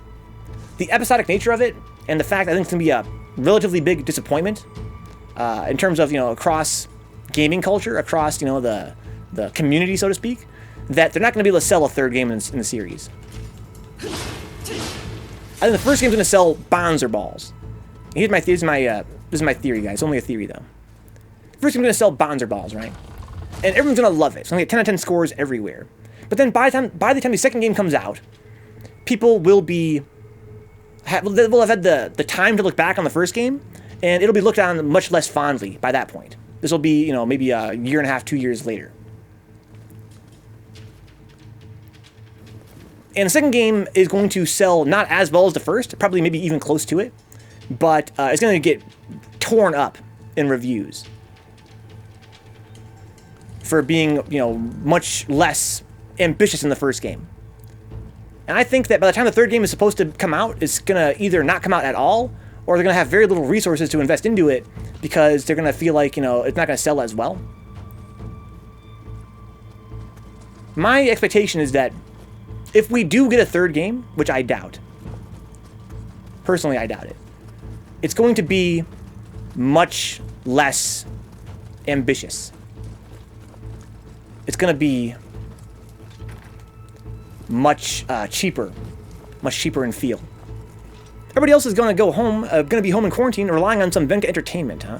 Then they'll sell the complete edition for FF7. What do you think about the PS5 and the teraflops, huh? I haven't been looking into it, One Man Power Trip. I've been over consoles for a minute. I really thought I was never going to buy a PS4. But I finally gave in and bought a PS4. I don't expect to really be into PS5. I think that they have to have some pretty good exclusives for me to give a shit.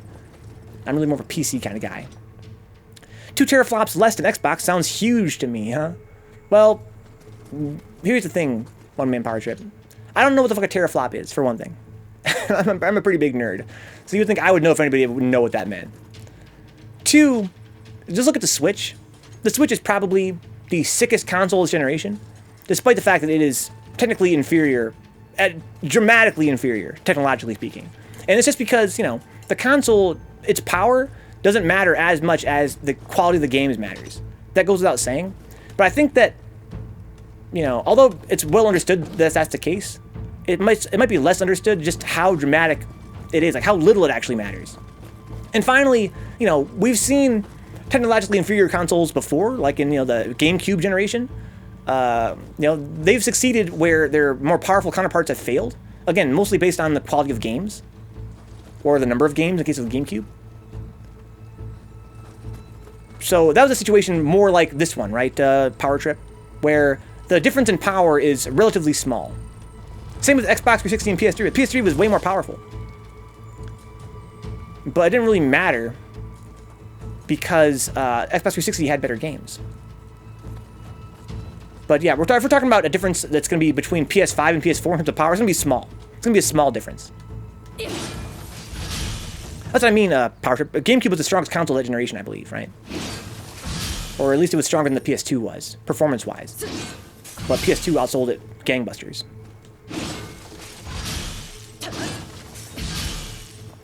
I believe GameCube was actually technically one of the more powerful consoles. Pander says, don't shit on Game. What's up, Panders? Look on board, dude.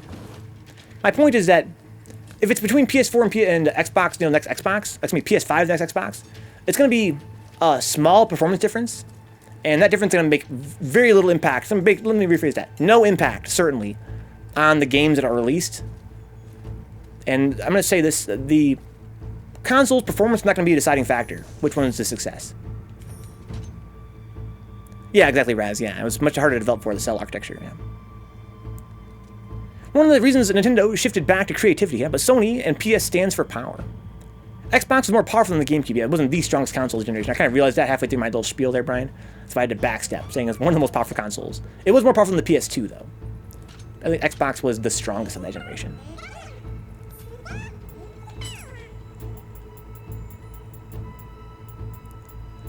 But yeah, if it's 2 teraflops weaker, I don't really, it doesn't really interest me that much. I enjoyed a lot of GameCube games. So yeah, it was a great console in that respect. I think that its problem was not the quality of its games. The problem was the variety. It was the number of releases that were any good. The games it had were really, kind of like the Dreamcast, right? The games it had were fucking great. Just didn't really have the library to compete. You're up for the Switch Pro, huh? I have a Switch. I never use it because its library doesn't appeal to me in particular. But I respect it highly as a console. I like the way it feels. I like a lot about it. I'm glad I own one, just in case. I wish that its games were cheaper. If they were cheaper, it'd be done. What's up, Coolahan? Welcome aboard, dude. Cool, if the Switch game were cheaper, it'd be done, dude. If I could buy a Switch game for anywhere near the price of a Steam game, I would be all over the Switch. There are so many indies I'd rather play on Switch than on PC. But they're always more expensive. Also, that stupid lunchbox handle. I mean, Brian, get off the GameCube's nuts, dude. That shit was godlike. Hack the Switch, Venka. Install Android on it. I saw that Linus Tech Tips video about that. Variety, yeah. I felt like it was marketing and a bunch of other stuff. Most people thought that bought a GameCube did it for Smash Bros. I'll bet that's probably true. That's a licensing fee for you. It's tough, man. But yeah, Switch is a pretty cool console.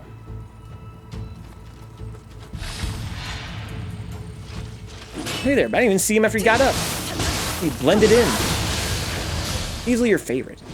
Yeah, Switch is sick. I love my Switch. It's a shame I never actually use it. Now who saw me? Well, guy up there with a goddamn gun. Ow. Oh god, I took that hit there after all. I wonder if mashing lets you get out of that stun faster.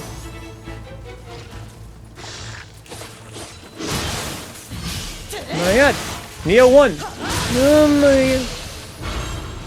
Oh hey. Now you don't need that, but if you hack that, then naturally that library complaint would disappear. I don't know. Depends on the performance, right? I mean, it's Android. I don't play any Android games.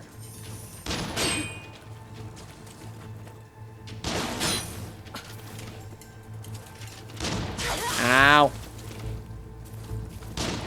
Oh god, it's too fast. I can't sidestep in time from this range. What am I thinking here then? Ouch. There we go. Got lucky. Nintendo Switch. Looks like a toy, huh? Its design and controller weren't so appealing to many people in the GameCube. Yeah, it's design-wise. Everybody bought it because Nintendo always supports their consoles well, huh? I don't know, man. You think that's true of the Wii U? I bought a Wii U. I bought it for Bayonetta 2. That's the only game I own for it. Bing, bong, bing. What's the guy trying to snipe me? There he is.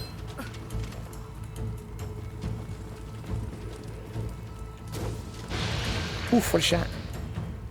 I brought something to the table, mobility, which no other console even considered, let alone pulled off well. I think that the Switch is a mobile console.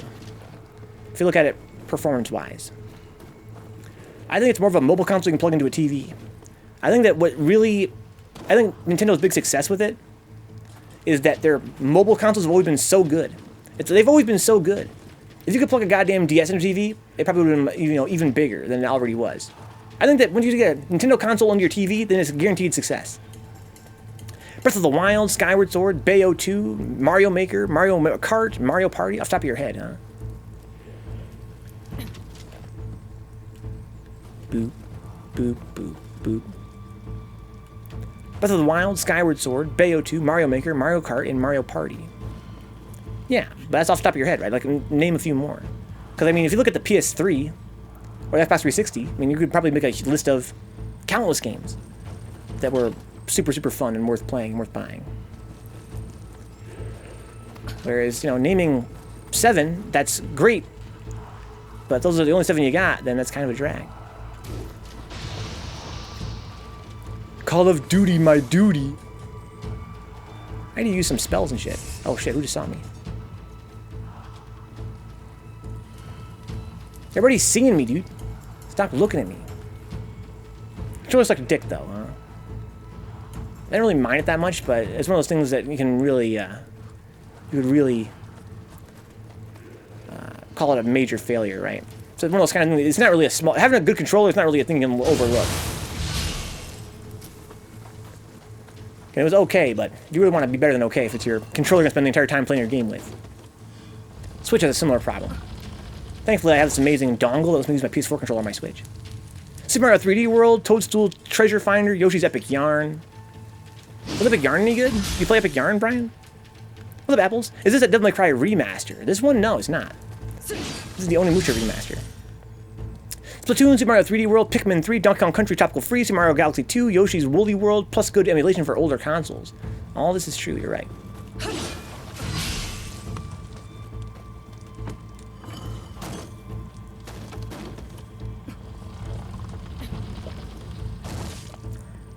It's a deal breaker for a lot of people, huh? Apple says, are you sure? This game? Yeah. I've been playing it for a long time. Apple know what it is. I know Onimusha when I see it. Look at this dude. Yoshi's Woolly World I'm thinking of, huh? I've heard the Yoshi's games are actually kind of shitty. From a friend I know that loves Nintendo. Wow, it's got a lot of health. Oh shit, where you going, dude? You gonna try and fight me? You ever played Epic Yarn? Just kind of skipped over the Wii U, huh? Look at him, where are you going, man? He fell off too far, that's hilarious. He wanted to reach me, but he fell off. Heard those games were, like, really brainless. The Yoshi games. A lot of people did. That's why all the best games are coming to Switch, huh? Yeah, I'm really glad about that. We was talking about that, right? About how, you know, how Nioh 1 should have all of Nioh 2, Nioh 2 should have all of Nioh 1's content. I'm glad that the Switch is getting all the Wii U's best content.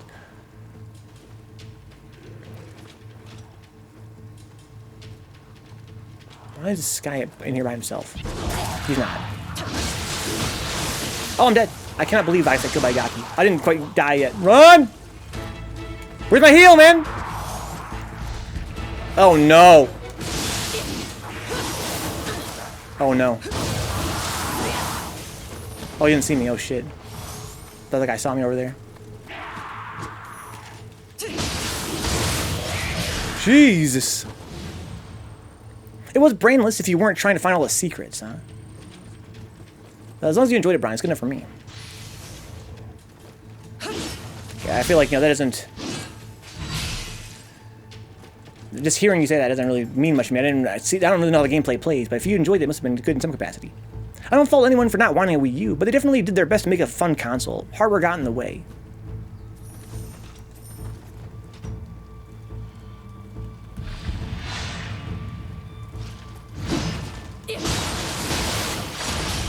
Ow.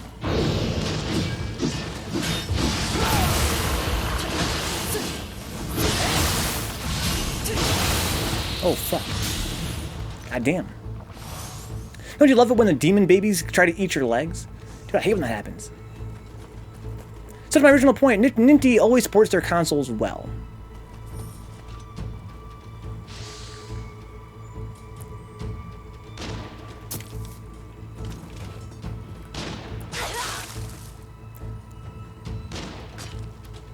They didn't support the GameCube well, says Brian. Well, by Coolan's logic, it sounds like they did. Again, I'm trying to... I feel like I disagree with you, Coolan. I think that when you talk about supporting a console well, I mean, there's a reason why... All the games you listed, I'm sure they're all great games, but none of them appeal to me. Whereas, you know, other platforms had more games that did appeal to me. Why is that? I think it's because of the performance of the console itself. I think there's nothing Nintendo could have done to make it third parties more attracted to it.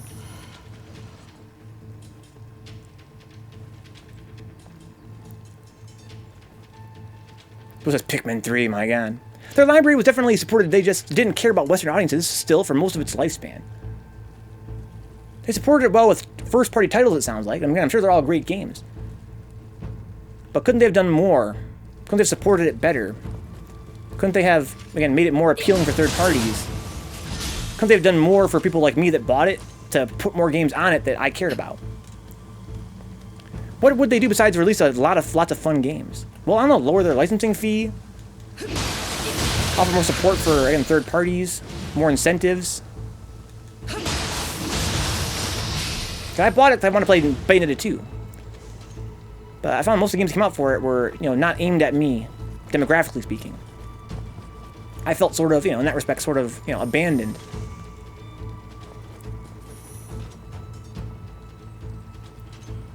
What could they have done better? What could they have done differently? Do you really think that the reason why it had all those, you know, the poor sales was because it didn't have the sales numbers to justify porting games to it? Or creating original games for it? You know, was it just because people confused it with the Wii? And so it didn't sell that well in the first place?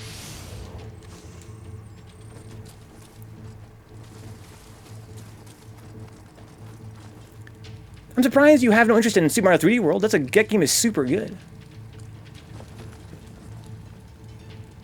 I'm sure it is. But yeah, typically I wouldn't spend $60 on a simple platformer like that. You know, a lot of games I play that are platforms I love. They're great. They're really well designed. I love platformers in general. But pay full price for one in 2017 or whatever, or I spent probably what, like 2013.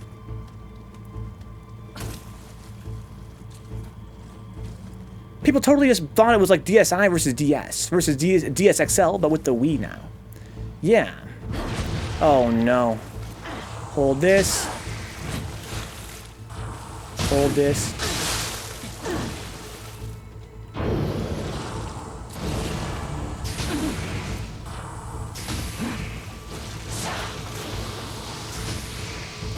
Ah, poison.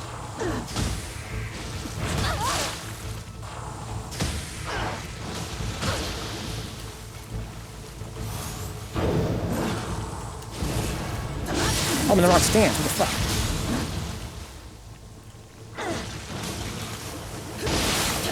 Oof.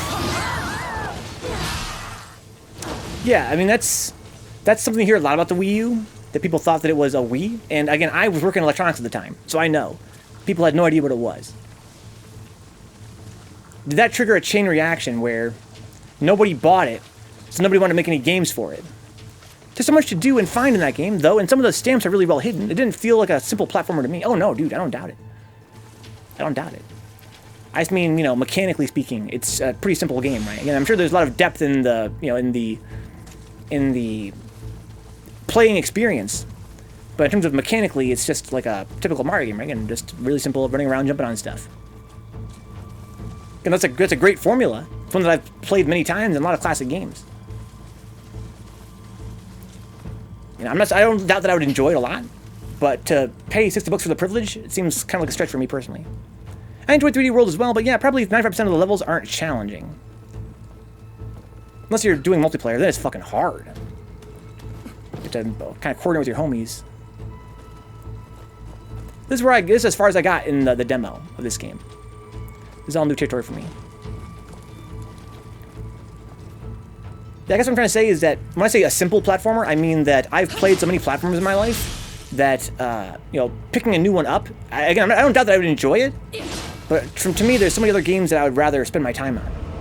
I think the DS, Dark Souls Precedent, totally screwed the Wii U. The console of the DS. I bet that if the DS never had multiple versions that were all similar as a precedent, the Wii U wouldn't have definitely had a decent increase in sales. Well, I mean, they had to change the name, right? I think no one disagrees with that.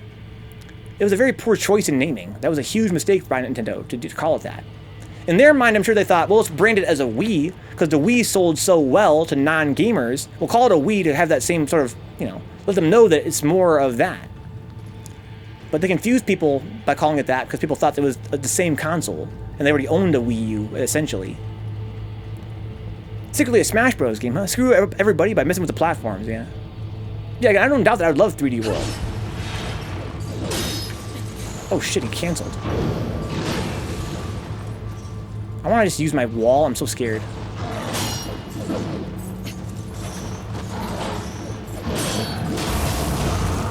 I want to smash his fucking horn. Oh, he's fast. Fuck your horn.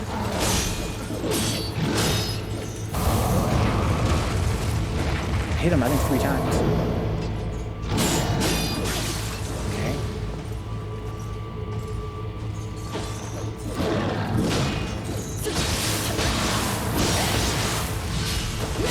Whew. We're starting Ocarina here in probably about a little less than an hour, Swirly Glass. So why do you like Resident 4 that much? Because I already own it, Brian. That's exactly why. I already own it. I played it. I love it. If it came out tomorrow, the same game came out tomorrow, I'd be like, oh shit, I already own it. I already played it. I already loved it. And I'm not saying I wouldn't love 3D World. I'm saying that to sell me a platformer at the age of, 33, it's going to be a pretty hard sell, especially for $60. Almost impossible at $60. And Nintendo games never go down in price. Oh shit.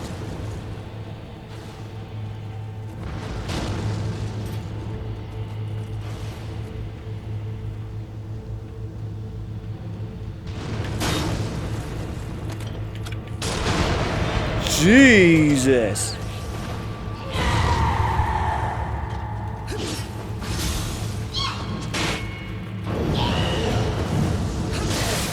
Oh, she's stun lockable, right.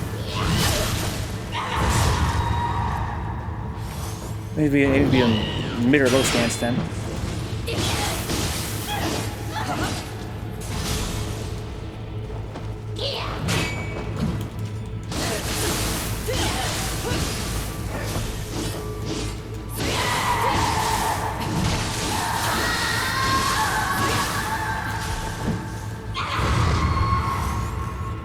Not doing much damage over in that stance, though.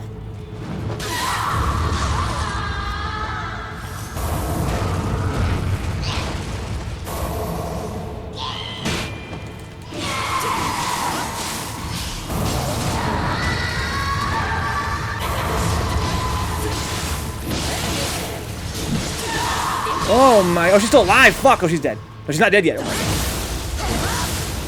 I'm 21 and I feel that way towards Hollow Knight, even though I know it's an amazing game. Yeah, if someone said, Vencabot, here's Mario 3D World, here's unlimited time to play it, I'd be like, fuck yeah, let's play it. But because I have limited time to play games and limited money to buy games, I gotta pick my games I play very carefully. And platformers are just not the truth for me, you know, in terms of buying new games. Oh, hi there, bud.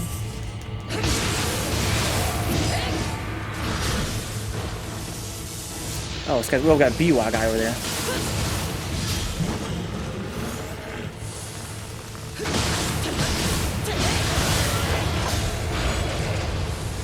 Whew.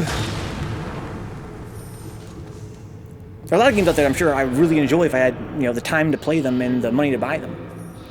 What if I donate game? Again, even if, again, the problem there becomes time. I just checked and the game only costs 20 bucks now, huh? Sick. I have a Wii U. Biwa Soul Core. Yeah, Biwa Boku. Yeah, it's the guy with the little strums. He's one of the very few yokai in the game that doesn't actually have his own abilities. It's a yokai core that's just used for stats. But has some pretty cool properties. It's very cheap to equip.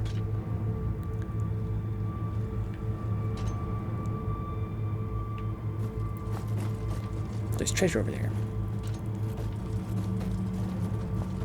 Yeah, it's kind of like the stream. The stream, there are so many games I would play with you guys if I had more than, you know, 30-some hours a week to play them.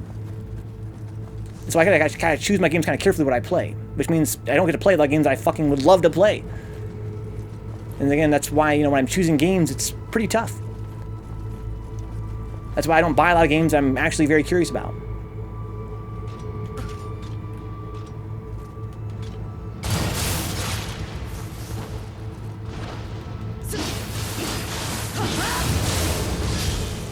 Okay, something down there.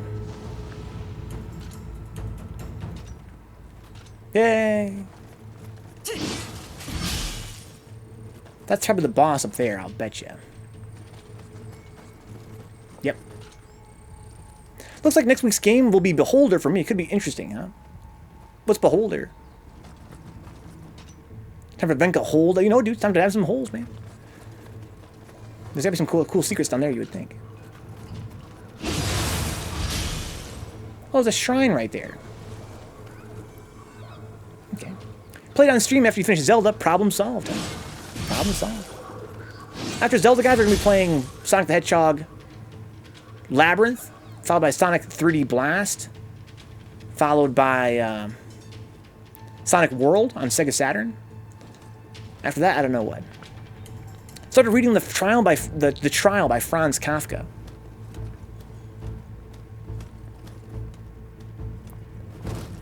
Okay, what's down here? This is weird. The boss room's right there. It's like a whole other area aside from the boss. Kafka is way cooler when you realize it's supposed to be interpreted as dry humor, huh? Really.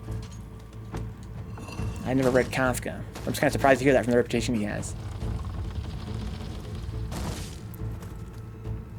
Bing, bong, bing. It's a game where you are a landlord of a state-run apartment complex, and your job is to spy on them and report their activities to the government. Oh. Is that by the same developer as that other game where you do that same thing, but you're at an airport or whatever? I remember reading a review for that game. They kind of compared the two. That's just a graphical thing over there. It's not really a thing I can destroy.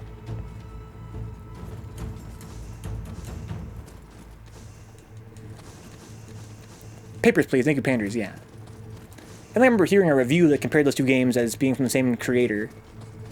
Maybe I'm wrong.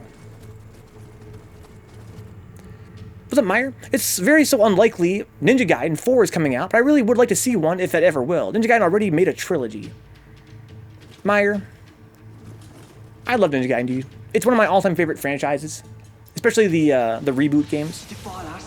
I'm so sad that we're probably not going to see Ninja Gaiden 4. But hey, we almost certainly will one day, Meyer, if it takes, another 10 years. It's one of those franchises that has the name recognition.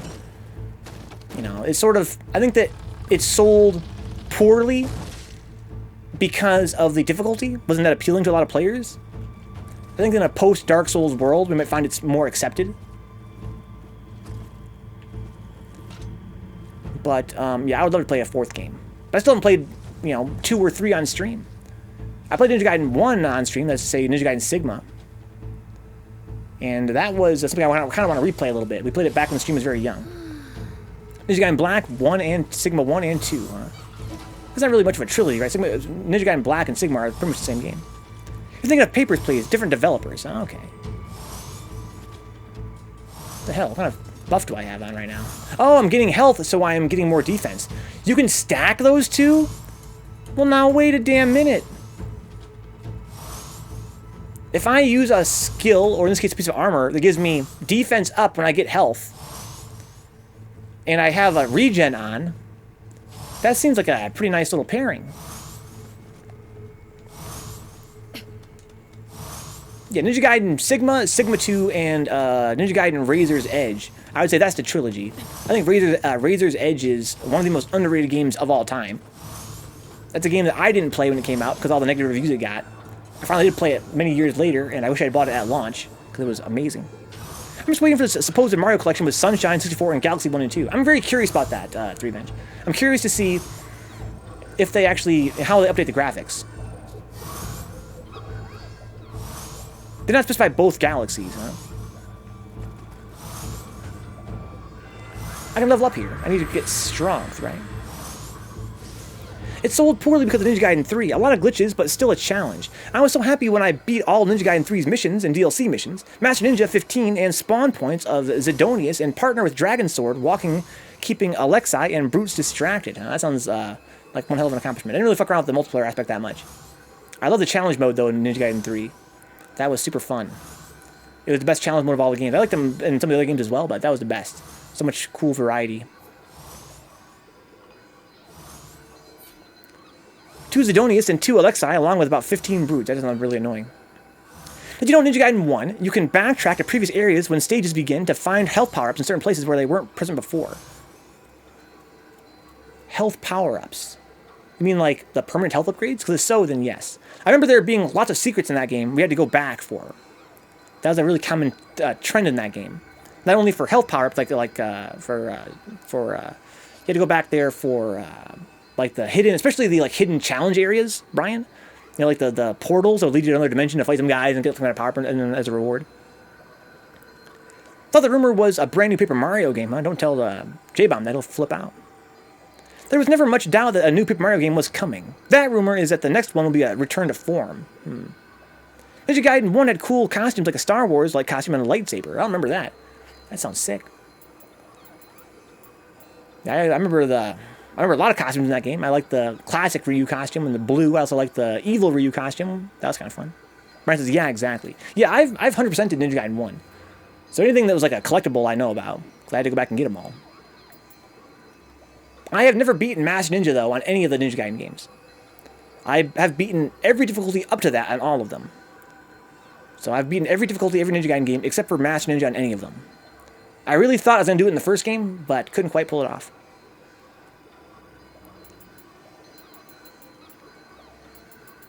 Okay, level up.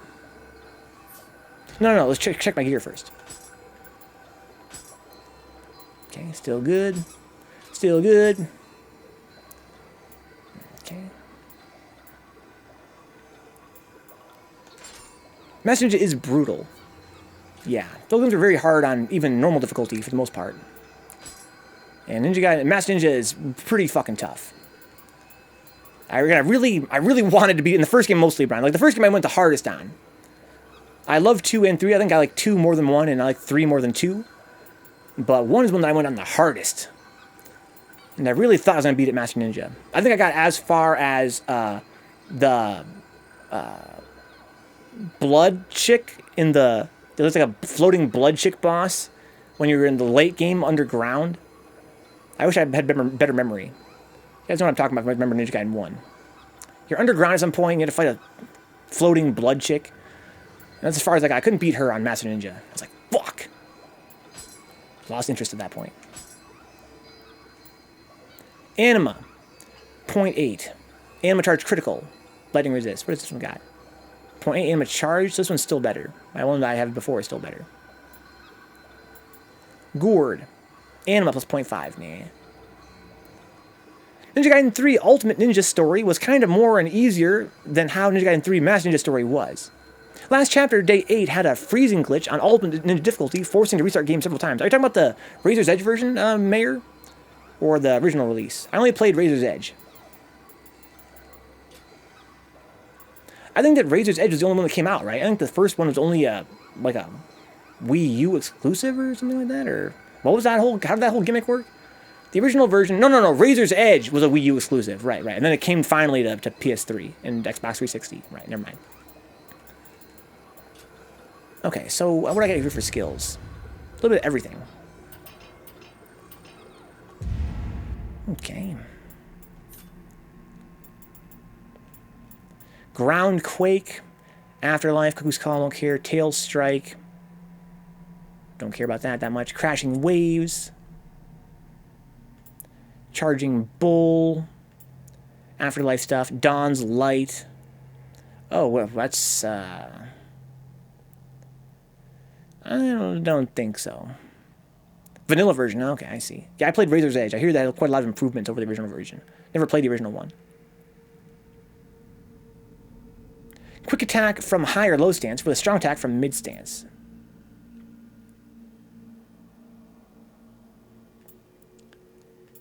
Okay.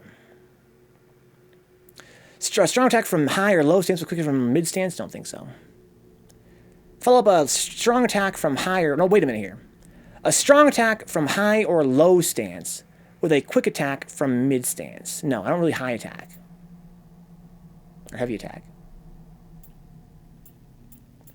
I could, though. More damage as a passive could be good, I guess. Backflips.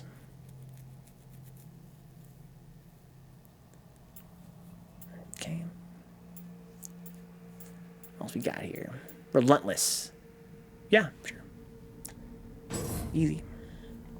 Razor's Edge Wii U version was a little different in terms of strategies against bosses than PS3 360 version. Is that so? I didn't know that. So there's actually some changes between the PS3 and the Wii U version. Defensive arts. What? More key recovery speed? Oh, when guarding. Oh. Well, still. That's pretty dope. That's real dope. That would make blocking in mid-stance so good. I'm going to mark this as a goal. Okay. Need more passives in this tree. Like, what's just a passive? Passive. Fire resist, don't care. Passive. Water resist, don't care. Lightning resist, Passives. Dark realm resistance. Yes, I just got that one. Purification range, Sacred water duration, don't care about that. Elixir increase. I need to pass that fucking test, though. Team Ninja changed some patterns of combos that work on bosses between each Ninja Gaiden 3 version. Interesting. You're quite the expert, sounds like, Meyer. Yeah, I love that franchise. I only played the first game on stream. I think I wanted one day to do like a Ninja Gaiden series playthrough, but I think that I would want to redo the first game. We played it on stream, but that was a long time ago. The stream was quite rough back then. A lot of the footage is lost on YouTube because of technical problems I had at the time. And that game, I love that game so much. It'd be kind of fun to replay it again as well. I was really surprised by how salty I was, though, Meyer. It's a game that, of course, is a very hard game. I've found over time as a streamer that losing on stream is way harder emotionally than losing off stream. And I was getting mad salty at a game that I love profoundly for its difficulty.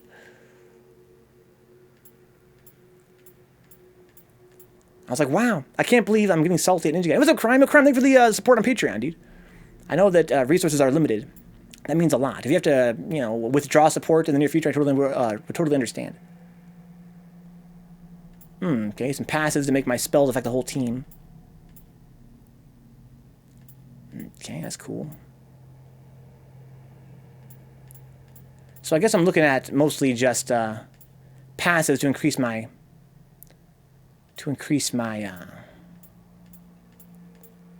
defense to elemental damage. Really don't have much choice. I really don't care about the other jutsus for now.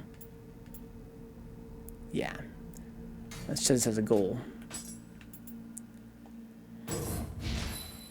Wanted to come back around, huh? Yeah, I appreciate that. I was like, wow. Yeah, it's very generous. After last night's exhausting stream, I was quite... it was a nice thing to kind of wake up to.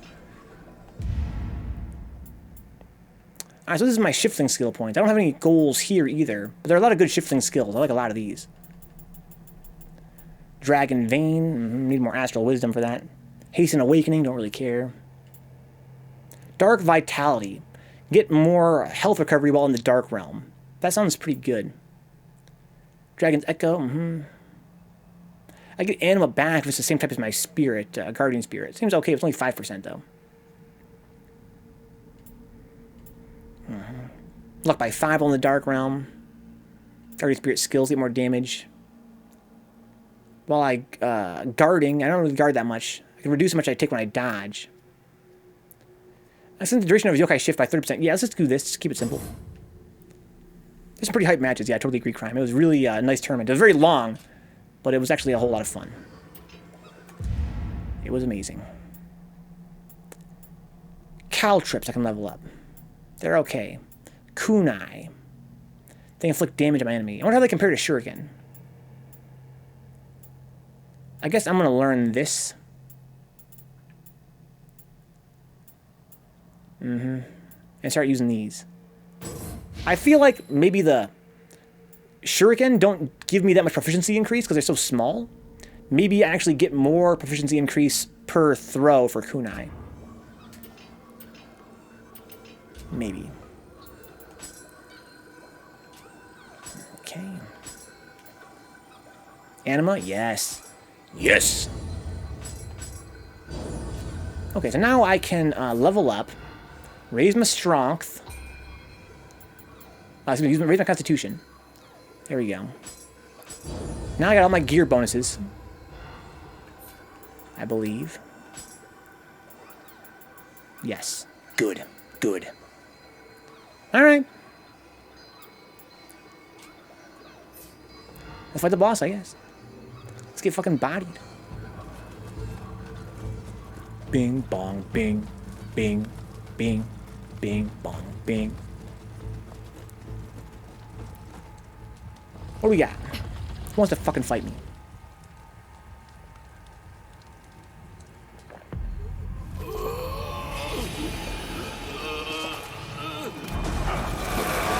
Oh, shit!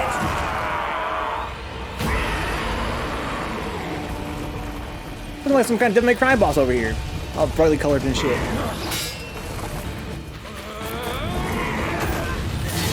This game looks fucking great. Wow. This reeks of tech. We must flee! I gotta fight this damn thing?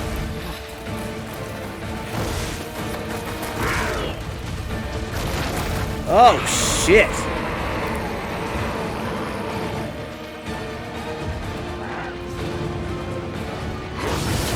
Oh, it's elemental shit. Oh, no. So I need to use the red now.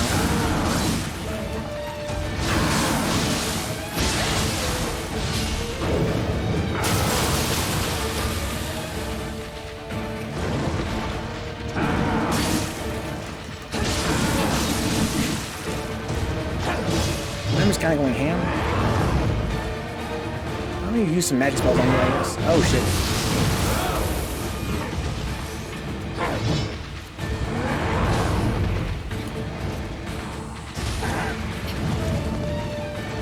Oh shit, it's locking onto me, fuck. I was gonna whiff there.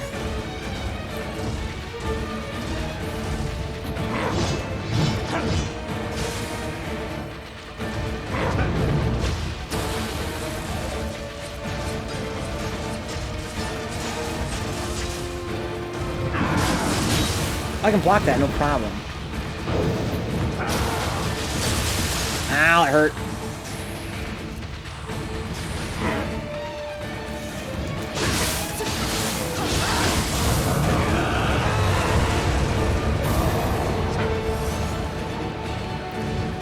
Oh shit, doesn't hurt me.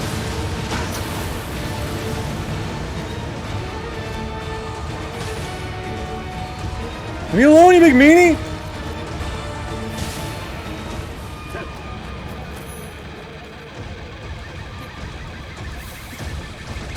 Oh shit!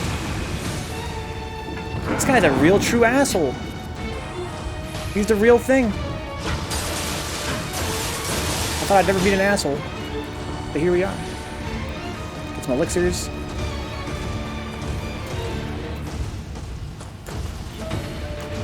Leave me alone, man!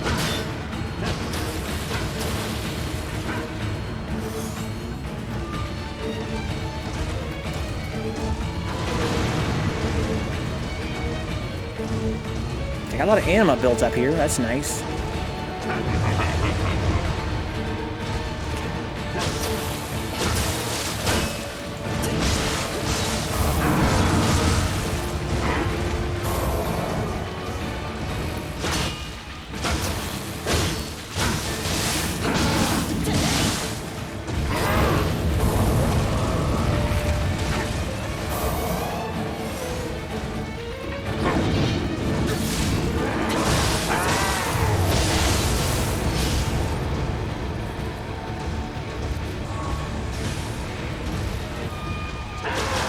Oh no! Jesus!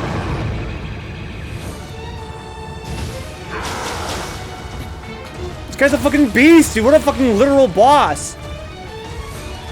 I'm scared to death of this dude!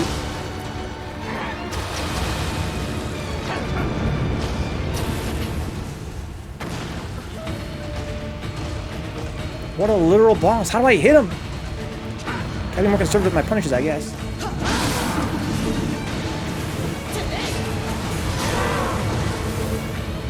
I'm on fire, fuck.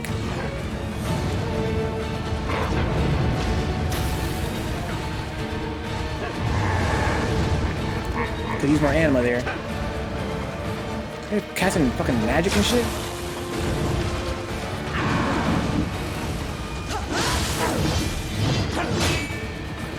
God damn!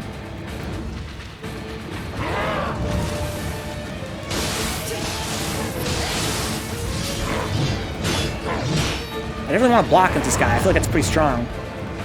Like, he doesn't do another stun, like, key damage. Ouch. A lot of anima built up here.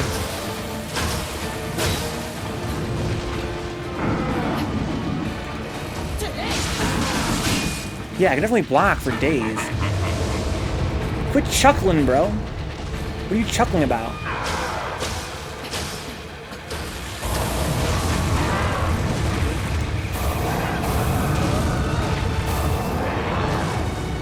He's kind of low on health now. I'm low on health too, though.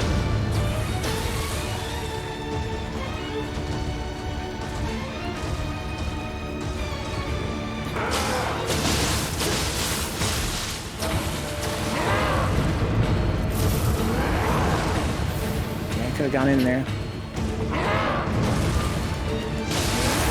Oh, fuck, you combo now. He's got a new move.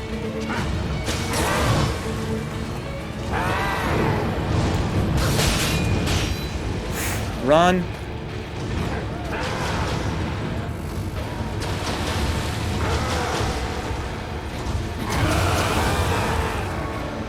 She had more anima.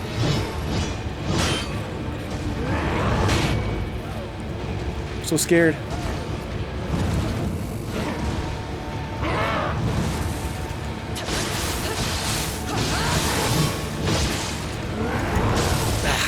had a fucking key there.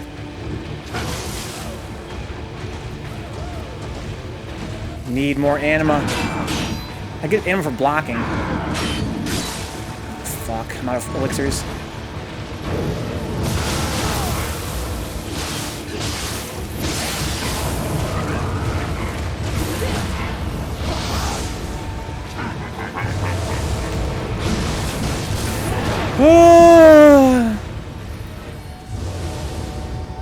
Oh my god.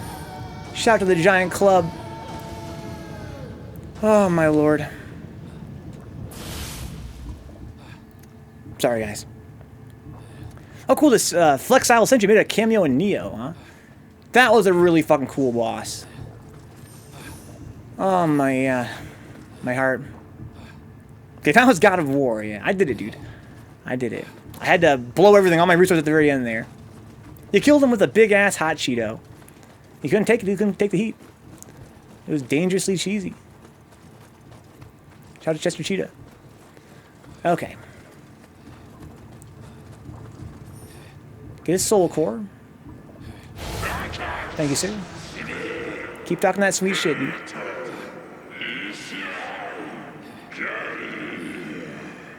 Fighting a fire and water bomb with a fire sword is peak strategy. Dude, he had those crystals around. Oh, I see. Yeah, I literally have a fire sword, yeah.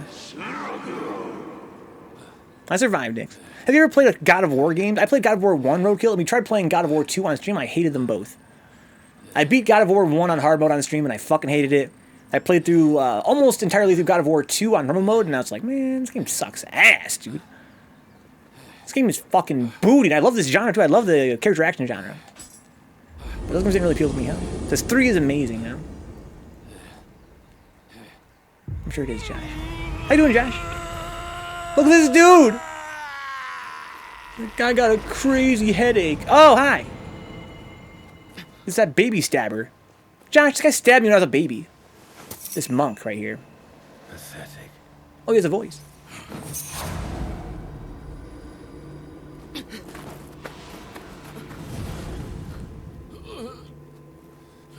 I failed. Hell yeah, you did. I must protect Lord Mitsuhide.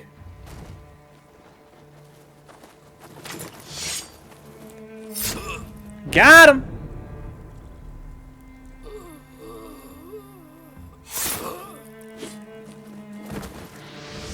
You're done, boy.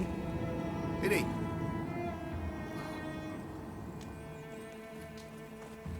Bang up job, as always. So, ready to make tracks for Mitsuhide's head? What? What is it? What's the matter? What the fuck?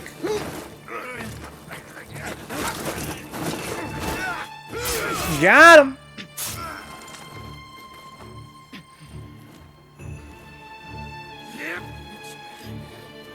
Protect Lord Mitsuhide. I don't know who that is. Who's Lord Mitsuhide? Is he an ally of Nobunaga? We're splitting the team up, guys. Are you really going? No, he feels sad now. God of War was beast, says Meyer. I played every except I haven't played God of War Ascension or 4 though. To silence us. I suspect that is your intent, is it not? What just happened? Know that I am prepared to die. Kill me if you will. I will not put up a fight. Talk to me, bro. Nice clothes, by the way. He's got a turtle on my head.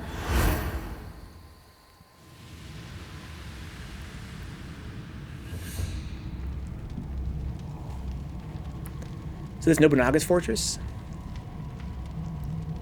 I took Lord Nobunaga's life. Okay. In the name of justice and all it represents. This world is built on balance and harmony. I'm trying to save the world with To Nobunaga, stop man. this balance is to invite ruin. So you're trying to say that if we were United Japan would be ruinous? And eventually my own. That doesn't make any fucking sense, bro. are ultimately fragments of a picture, not of our design. Yeah, it's real deep, dude. My only regret is not recognizing the evil that lay in wait. We don't know what that guy is yet. We don't know what his whole objective is yet. The bad guy, the ultimate bad guy. Yay, turtle friend. I leave my fate completely in your hands. Party on, dude. Let's be homies. I'm split up with Tokichiro. You can be my new boyfriend.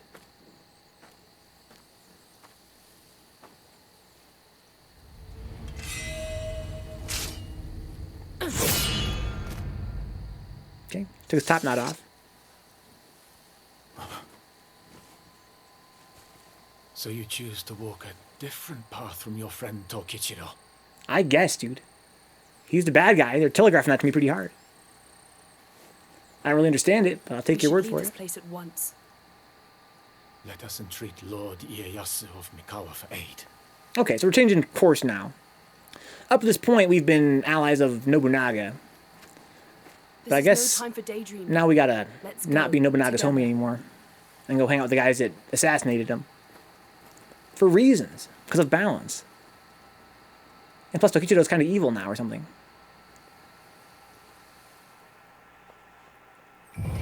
So yeah, my friend played 4 or Ascension. God of War 4.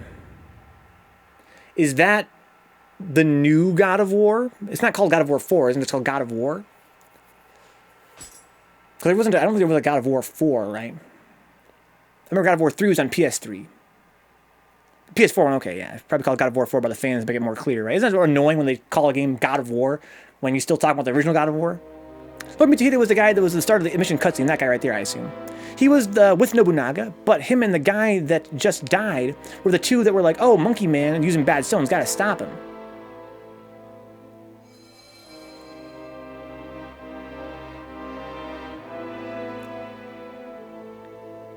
This is Mitsuhide right here. The guy I just got done talking to. So is he the one that killed... He's the one that assassinated Nobunaga, right?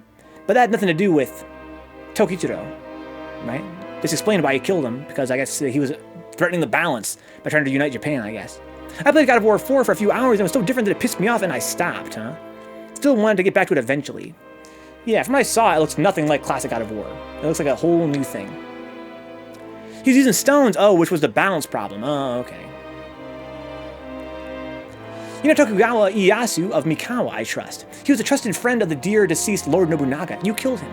You fought alongside him at Anegawa, in fact. Well, according to this message, he's being pursued by Tokichiro and is unable to escape back to safe territory. Do you think you could help Lord Ieyasu's forces make their way towards Iga? To shake off any pursuers, it's better for you to head out discreetly from here alone. Don't worry about me, I'll be fine. I'll see you again on the other side. DMC greater than God of War, huh? They're very different games. They're very different games. It's weird, says Josh, but it's a really good game, especially about halfway into it. It's really some awesome shit happens, huh? Got the Soul Core, huh? It's a spinny attack. Fire and ice. Gives confusion. Looks like it hits with 2 different elements, huh? That's cool. The difference is one is good, says Swirly Glass. Some people really love God of War. It definitely didn't appeal to me that much, to the very least. But I can see how if you wanted another God of War game, you'd be pretty pissed off that the new one wasn't the same. I think that the cutscene descriptions in the hut give a tiny bit more context, though not much. This game is way easier to follow for me than Nioh 1, though. I still find it kind of hard to follow sometimes, but even then, it's much easier to follow. It seems more sensical in general. Okay. So, what? I got a new yokai slot at some point? I get 3 abilities per... What? Since when? How?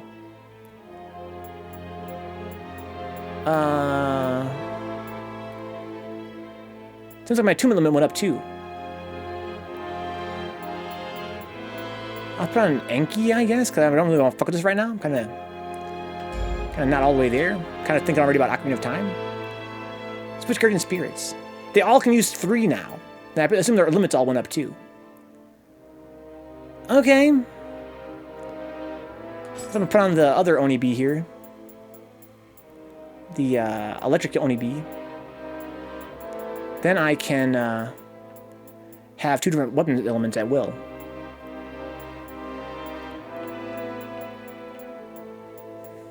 Thunderstorm Onibi, yeah. Okay. So I gotta unlock that at some point, I guess. Presumably just now. God of War is one of my favorite PS exclusives, huh? Yeah, it looked like I could enjoy it more than the other God of Wars. I think they look like, you know, it's totally different, right? You can have them, but will you ever use them? Almost certainly not. Almost certainly not. I really haven't been using my other yokai abilities that much. Except for the Nioh Kabe. I can have 3 soul cores attuned at one time. Cool. Equivalent is HZD is your favorite PS exclusive easily. Which HZD? Yay, more cutscenes, new area to explore. Bubble Bobble 4, that's really last. What console's that on? Oh, Horizon Zero Dawn, yeah. I watched my brother play that, and it blew my mind, Coolhand. It blew my mind. That game is so underrated, I feel like. I haven't played it myself personally. But I watched him play it for many hours, right there on the same couch with him. I couldn't believe that game exists. No foul play was beneath Hideyoshi, in the power struggle that ensued after Nobunaga's death. Those he considered enemies were dealt with in the cruelest, most unforgiving ways. Okay, so this is Hideyoshi's turning mad evil.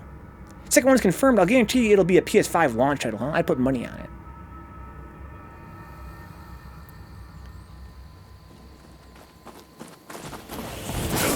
Oh, shit. Anime. Hey, man. Long time no see, bud. Well, well, Hide. It seems I was a little hasty. My name is Hattori Hanzo. I serve the Tokugawa clan. So that's going to be my new homie, then. We're on Tokugawa's side now. This is enemy terrain. We came here to hold back Tokichiro's pursuers. Hey, it's the cat dude. We bought some time. Don't know why he checks the cat. The cat is Now, clock. we need to get out of here. He's back in this game? Let's fucking go. You have the same scent as us, Nigitama. Party on, dude.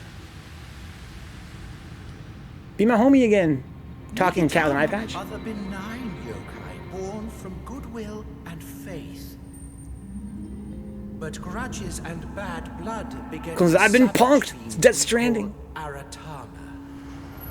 This guy was There must adorable in be the first game. balance between And he also a really fun boss.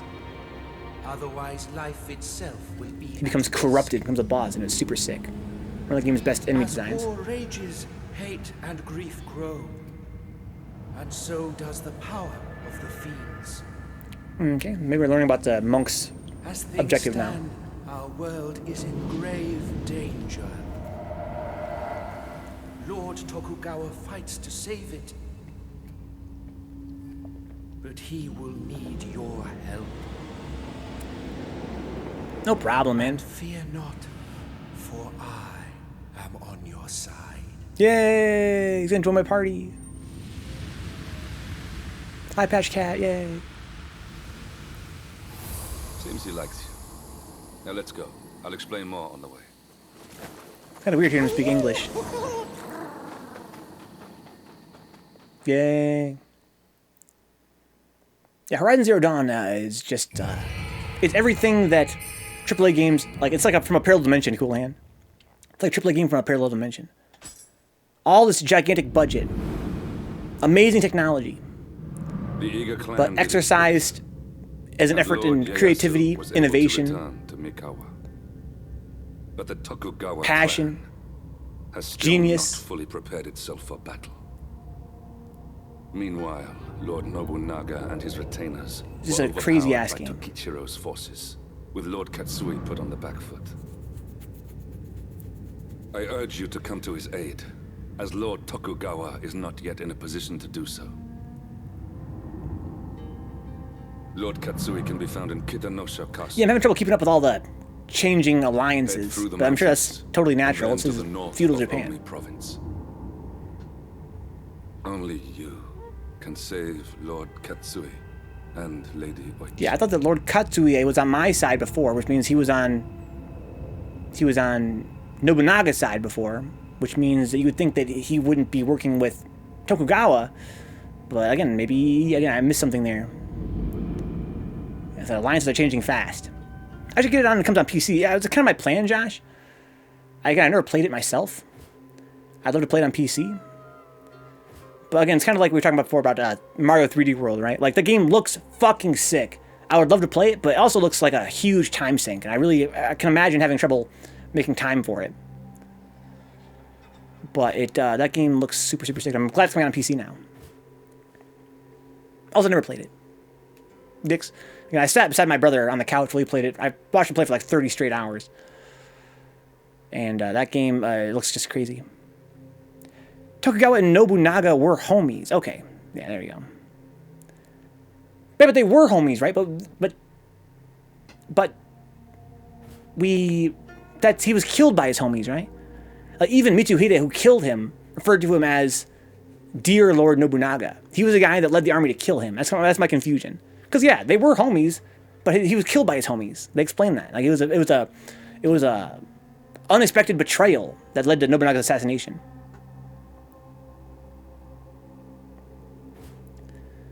So yeah, I don't doubt that they were homies.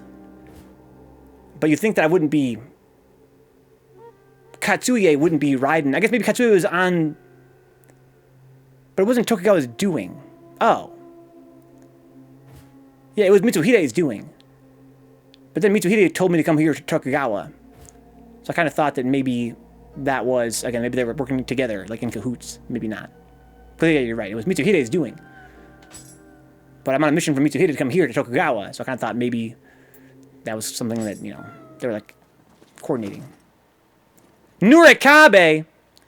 Sparkle Boy, it's been real, dude. You're going to always be the homie. Rest in peace, guys. What an awesome, awesome Sparkle Boy he was. But Nurikabe, though? Oh my god. Oh my god. I'm going to watch you while I take this college exam. Oh my god, Panders. Dude. Take it seriously, man. Good luck. He's nowhere near as sparkly. In fact, he's quite dour. But that's my homie, though. He's a little miniature one. That's great. Even better. Got a new hut, huh? The Hermit's hut. Okay. Yeah, all this online stuff is some wonky world shit, huh? Yeah, that's kind of weird. I didn't really understand it. I'm sure it's not important. The online stuff. As long as you get the idea, it's for, you know, getting extra buffs and stuff. It just determines my entire future. No big deal, huh? Oh my god, Panders. Good luck, man.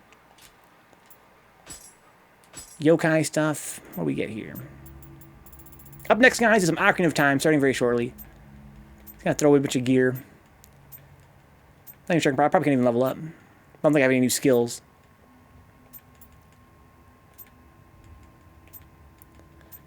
Okay, what we got here? I wish there was one of these for the human enemies, too, just so I could look at the character models. Because I have some different humans. I've only ever fought one of these chicks in the whole game. Weird. Okay.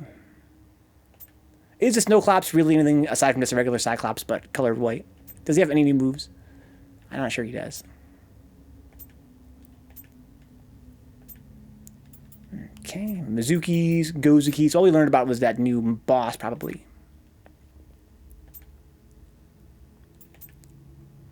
Okay. Onryoki, he was cool. Fucking Gyuki, dude.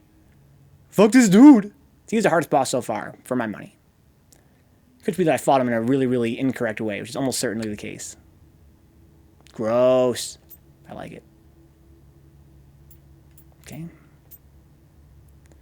Ryomen Sukuna. This guy. Oh, change appearance? Oops, wrong button. I can give him different facings. Cool.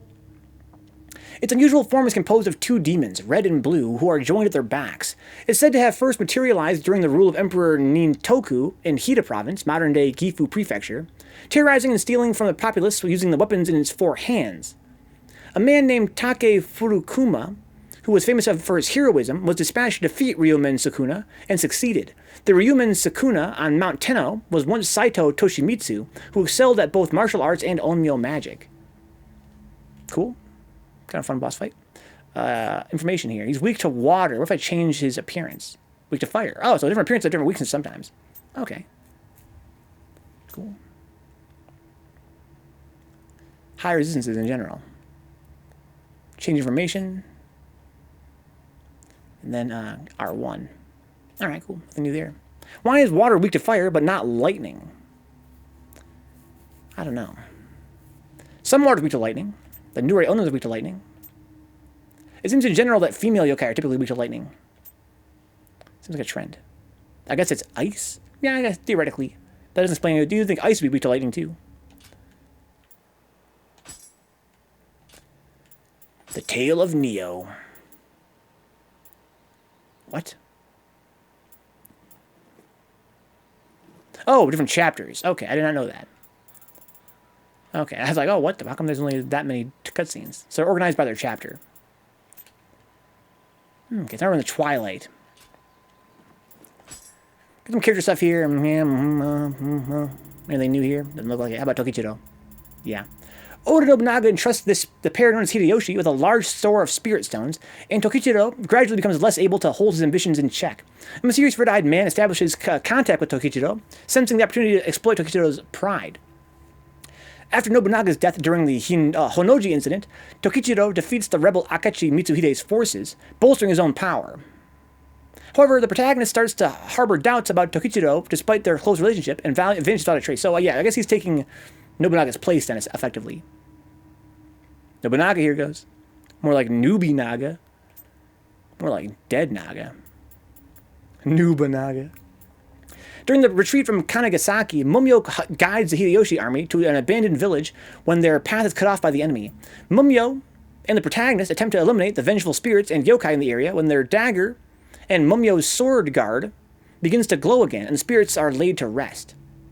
Mumyo is convinced that these events are related to the legend of the Sohaya clan and reveals who she truly is to the protagonist. I don't remember that. I mean, again, I'm talking about the cutscenes and stuff. Who is Mumyo then? Who is she? She reveals who she really is. Who is she? Am I tripping? Mumyo continues to lend her support to Hideyoshi as their rise to power continues, but everything changes when Nobunaga is killed by Akechi Mitsuhide during the Honnoji incident. This is a while back. Okay. Oh! Yeah, I remember now. Yeah, she revealed that she was the leader of the Sohaya. Like, yeah, we knew that already. I remember criticizing them for that, yeah. After being defeated by Tokichiro and escaping with his life, Mitsuhide reveals that Tokichiro and the mysterious man with the staff were the instigators of the rebellion. The protagonist and Mumyo decide to part ways with Tokichiro. Yeah. I was going to watch you, but I'll just open the review sheet, another tab, to look at while I test, but I'll use you for white noise, huh? Yeah, Japan, just definitely be careful, dude. Hopefully you score pretty well on this. Is that Shao Kahn? No, this is Mumyo. She's great. She's definitely waifu in this game. Even though her terrible secret was that she was the leader of the guys that dressed like her and have her name. The first thing I tell you is going to be like, dude, the name Mumyo has been passed down for generations as the leader of this demon hunting clan. And then Mumyo shows up, she's like, hey, I'm here to hunt demons. And I was like, oh shit, it's Mumyo, she's here to hunt demons. And she wears the same clothes as all the guys that are, demon hunters, the Sohaya clan. And then, 20 hours into the game, she's like, I gotta break something to you. And my character's like, huh? She's like, I am the leader of the Sohaya clan. And everybody was like, oh! I was like, wait, what? I thought we were supposed to know that already. But I forgot that cutscene, the text about the name Mumyo and its backstory, its origins, was not in canon. It was in a level description. So I guess our protagonists weren't on the same page with me in that respect. I can see how, but I mean, she hated yokai though. Her whole thing was that she was a yokai hunter. I don't get it. Anyway, yeah, she had a terrible secret, which was something we already all knew. That's Mumyo business, man. What's up, Change Me? That's Mumyo business. Okay.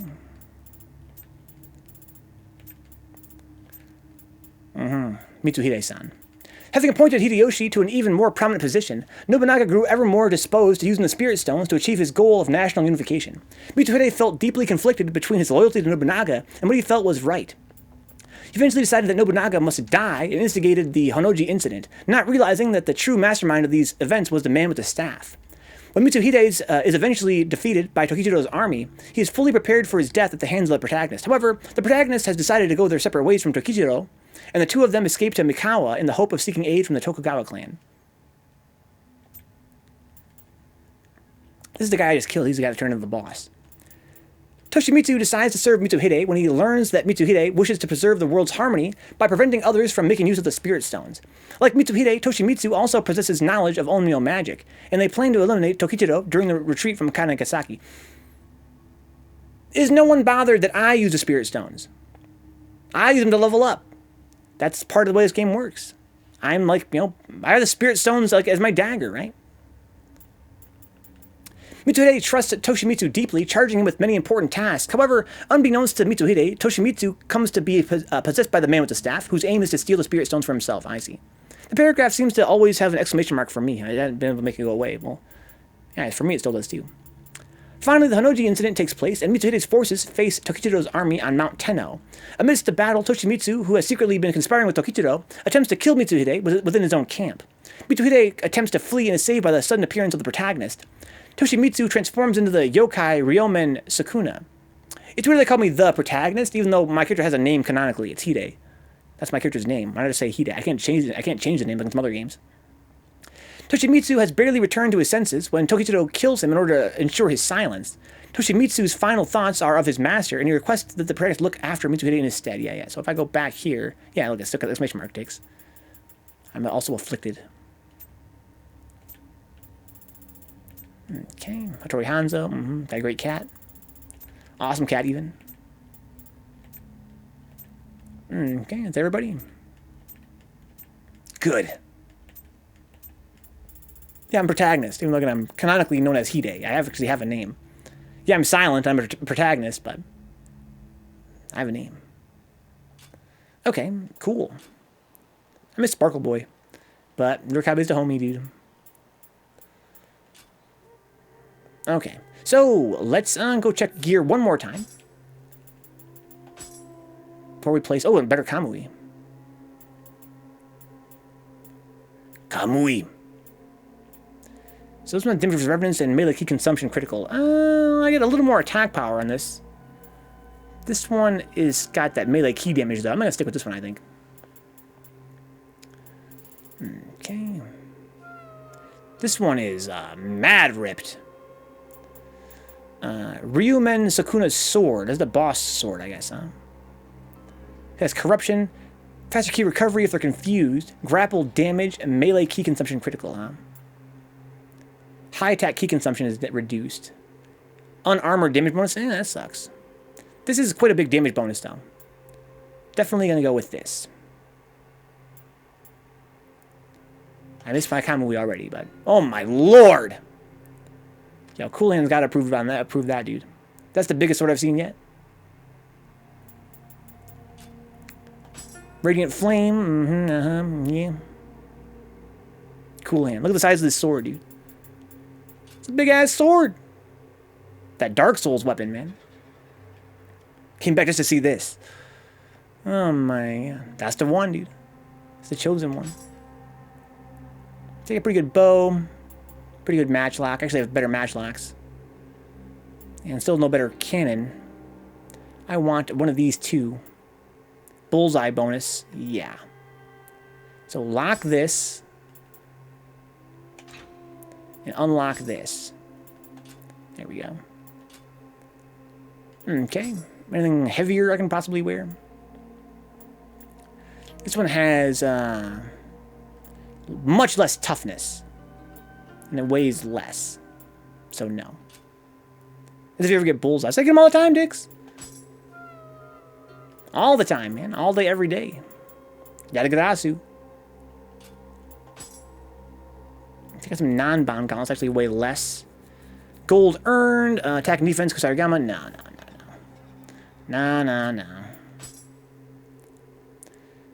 Plate mail waist guard. This one's got toughness and life. And I got 2 pieces of the Sinner set. Less I get a little more life from this too. A little bit of defense as well. This one is defense plus 8 though, which brings it to 178. Give me less. Well, give me a little bit less life. I'm gonna stick with this, just for that set. What's that set you can give me? Throwing speed up. Gunpowder bombs. Oh, well, that's not that great. Guess I'll get the extra 8 defense then. No, wait a minute. This is way more toughness. Never mind. Okay. I look at that too, on top of just a raw defense stat. Okay, I don't care about any of this stuff. Okay, we're in business then. So I can learn some new skills apparently. I have what? 2 points in magic? That's kind of nice. I guess I'm just raising up this. Fire break. What? Oh, I need to clear the way of the Omio. Oh, man! Man! Alright. So, can I do that yet? I've been doing a lot of these, No. My ninjutsu is going up so slow. And the shuriken are not cutting the mustard. But magic's going up okay. Gotta start using these kunai, I guess, or something. Something that's gonna raise my proficiency faster.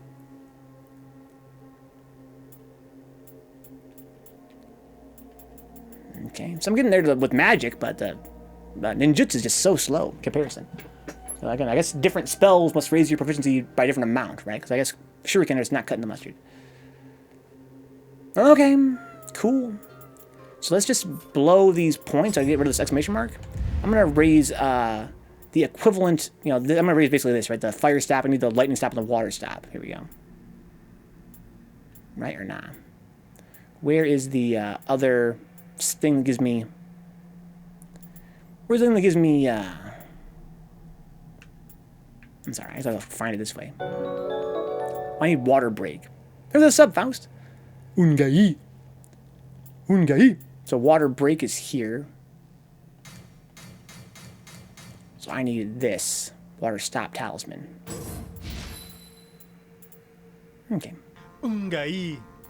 Ungai, lucky boy. Lightning stop. Talisman. Where is the lightning reduction one?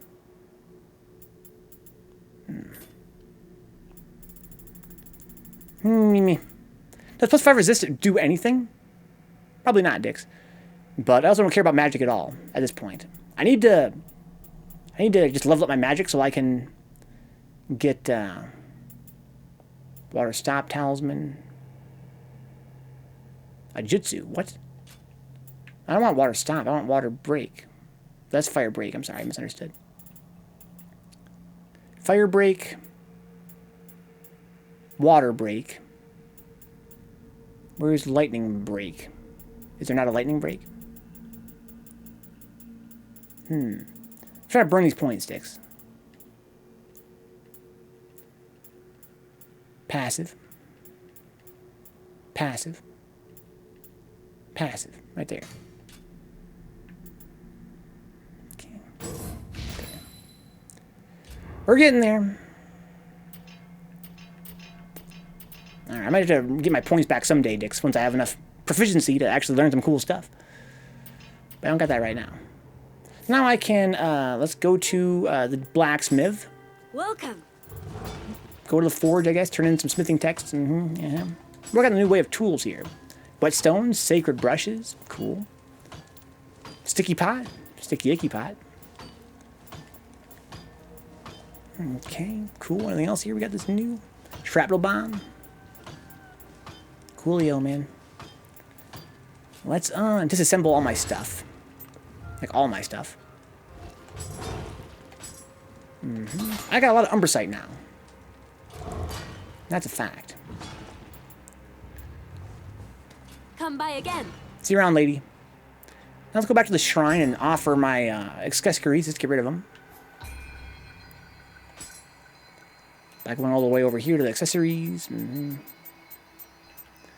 and doing this number. Cool. I'm going to do the Yokai Soul Core Management tomorrow. I'm going to end this episode and move on to some Ocarina of Time now. I'll see you guys very shortly with that, if you guys are into that sort of thing. Thanks for hanging out. That was a really fun mission we just did. I was so close to beating it in the demo, but I kind of gave up right before the very end. I'm kind of glad, though. Hopefully, maybe the boss would have been spoiled for me if I had beaten it. But maybe not. See you guys in a few minutes with some sweet, sweet Ocarina of Time. You guys know the deal. If you guys enjoy the channel, check out Patreon. Helps keep us online here. Also, you can follow on Twitch for free. Follow on Twitch for free, of course. Follow on YouTube for free. New videos every single day. We've been doing Final Fantasy Tactics on top of Mega Man Legends 2, which is ending. I think the last episode of Mega Man Legends 2 is going to be live this Sunday. We also have, Pizza and a Movie on there. Adventure Island on NES. Only salt, a little bit of skill. So much stuff. Of course, Third Strike 3 times a week on YouTube. Mostly salt. Right there. Just punch in Vencabot in the search bar, you'll find me. I guarantee it. I heard something. If you don't, I'll be very surprised. I heard it go chunk, but nothing came out. Can you clip that?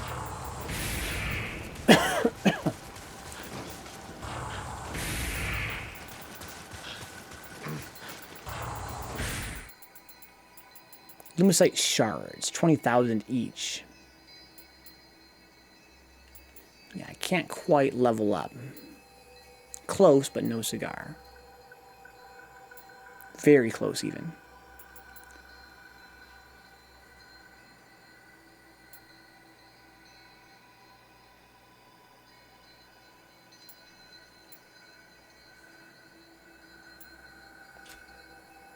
Or can I level up? I can get close. I've gotten hella far in Ocarina of Time now, huh? Gotta be getting close to the end of it by now, you'd think fast. Yeah, Josh is playing as well now, too. Got 3 guys playing Ocarina together now. Nice little spider, though. Yeah, fuck that Shadow Temple, dude. Some of the time. That place is too spook. Does have other engagements. I'm gonna burn all my soul stones and level up. But maybe I could get If I can't level up, I'm gonna cry about it and do it next time. Me? No, don't drink. Gave him a solemn promise. Word of honor. I feel like doing math. If I did math, I could figure out for sure if I could do it or not. I think I'm mad close. I'm right there on the razor's When I edge. drink coffee.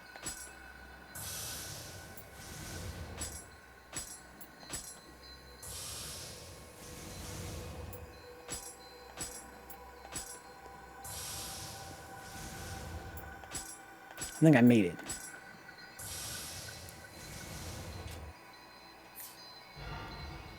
I am literally 400 souls short.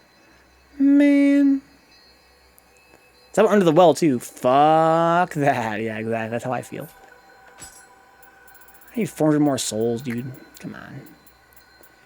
I could offer something. Let's offer something real quick. Make an offering. I need 400 souls, man. What do you want from me? I have no gear to give you at all, literally. I just got done sacrificing all of it. What about an item? Can I sacrifice, like, usable items? By all we mean tie. Watch this. No, I can't. How about an accessory?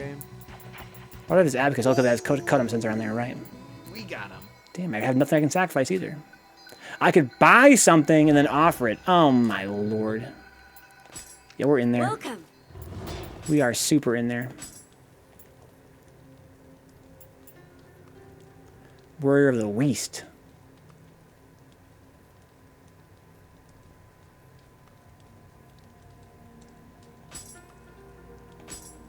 Thank you. Come Warrior by of the again. West.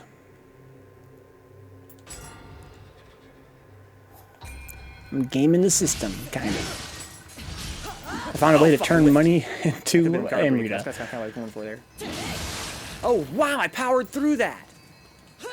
Oh, what the fuck was that? That's a new thing in this game compared to Nioh 1. What? Did someone clip that? He was active again, wasn't he? Pay to win, shaking my head. I still hit him with my... I think that... Okay, now what do I want to raise? I mean, not stamina, right? I have enough stamina, it would seem. I haven't had problems with my stamina in a while. That's not fair to say. I'm going to keep raising stamina until I get to 70. Because right now I'm at 66.2. I'm very close to going over. Who knows what I might find. I'll raise stamina 4 more times, then start looking at something else like heart or something to raise my key.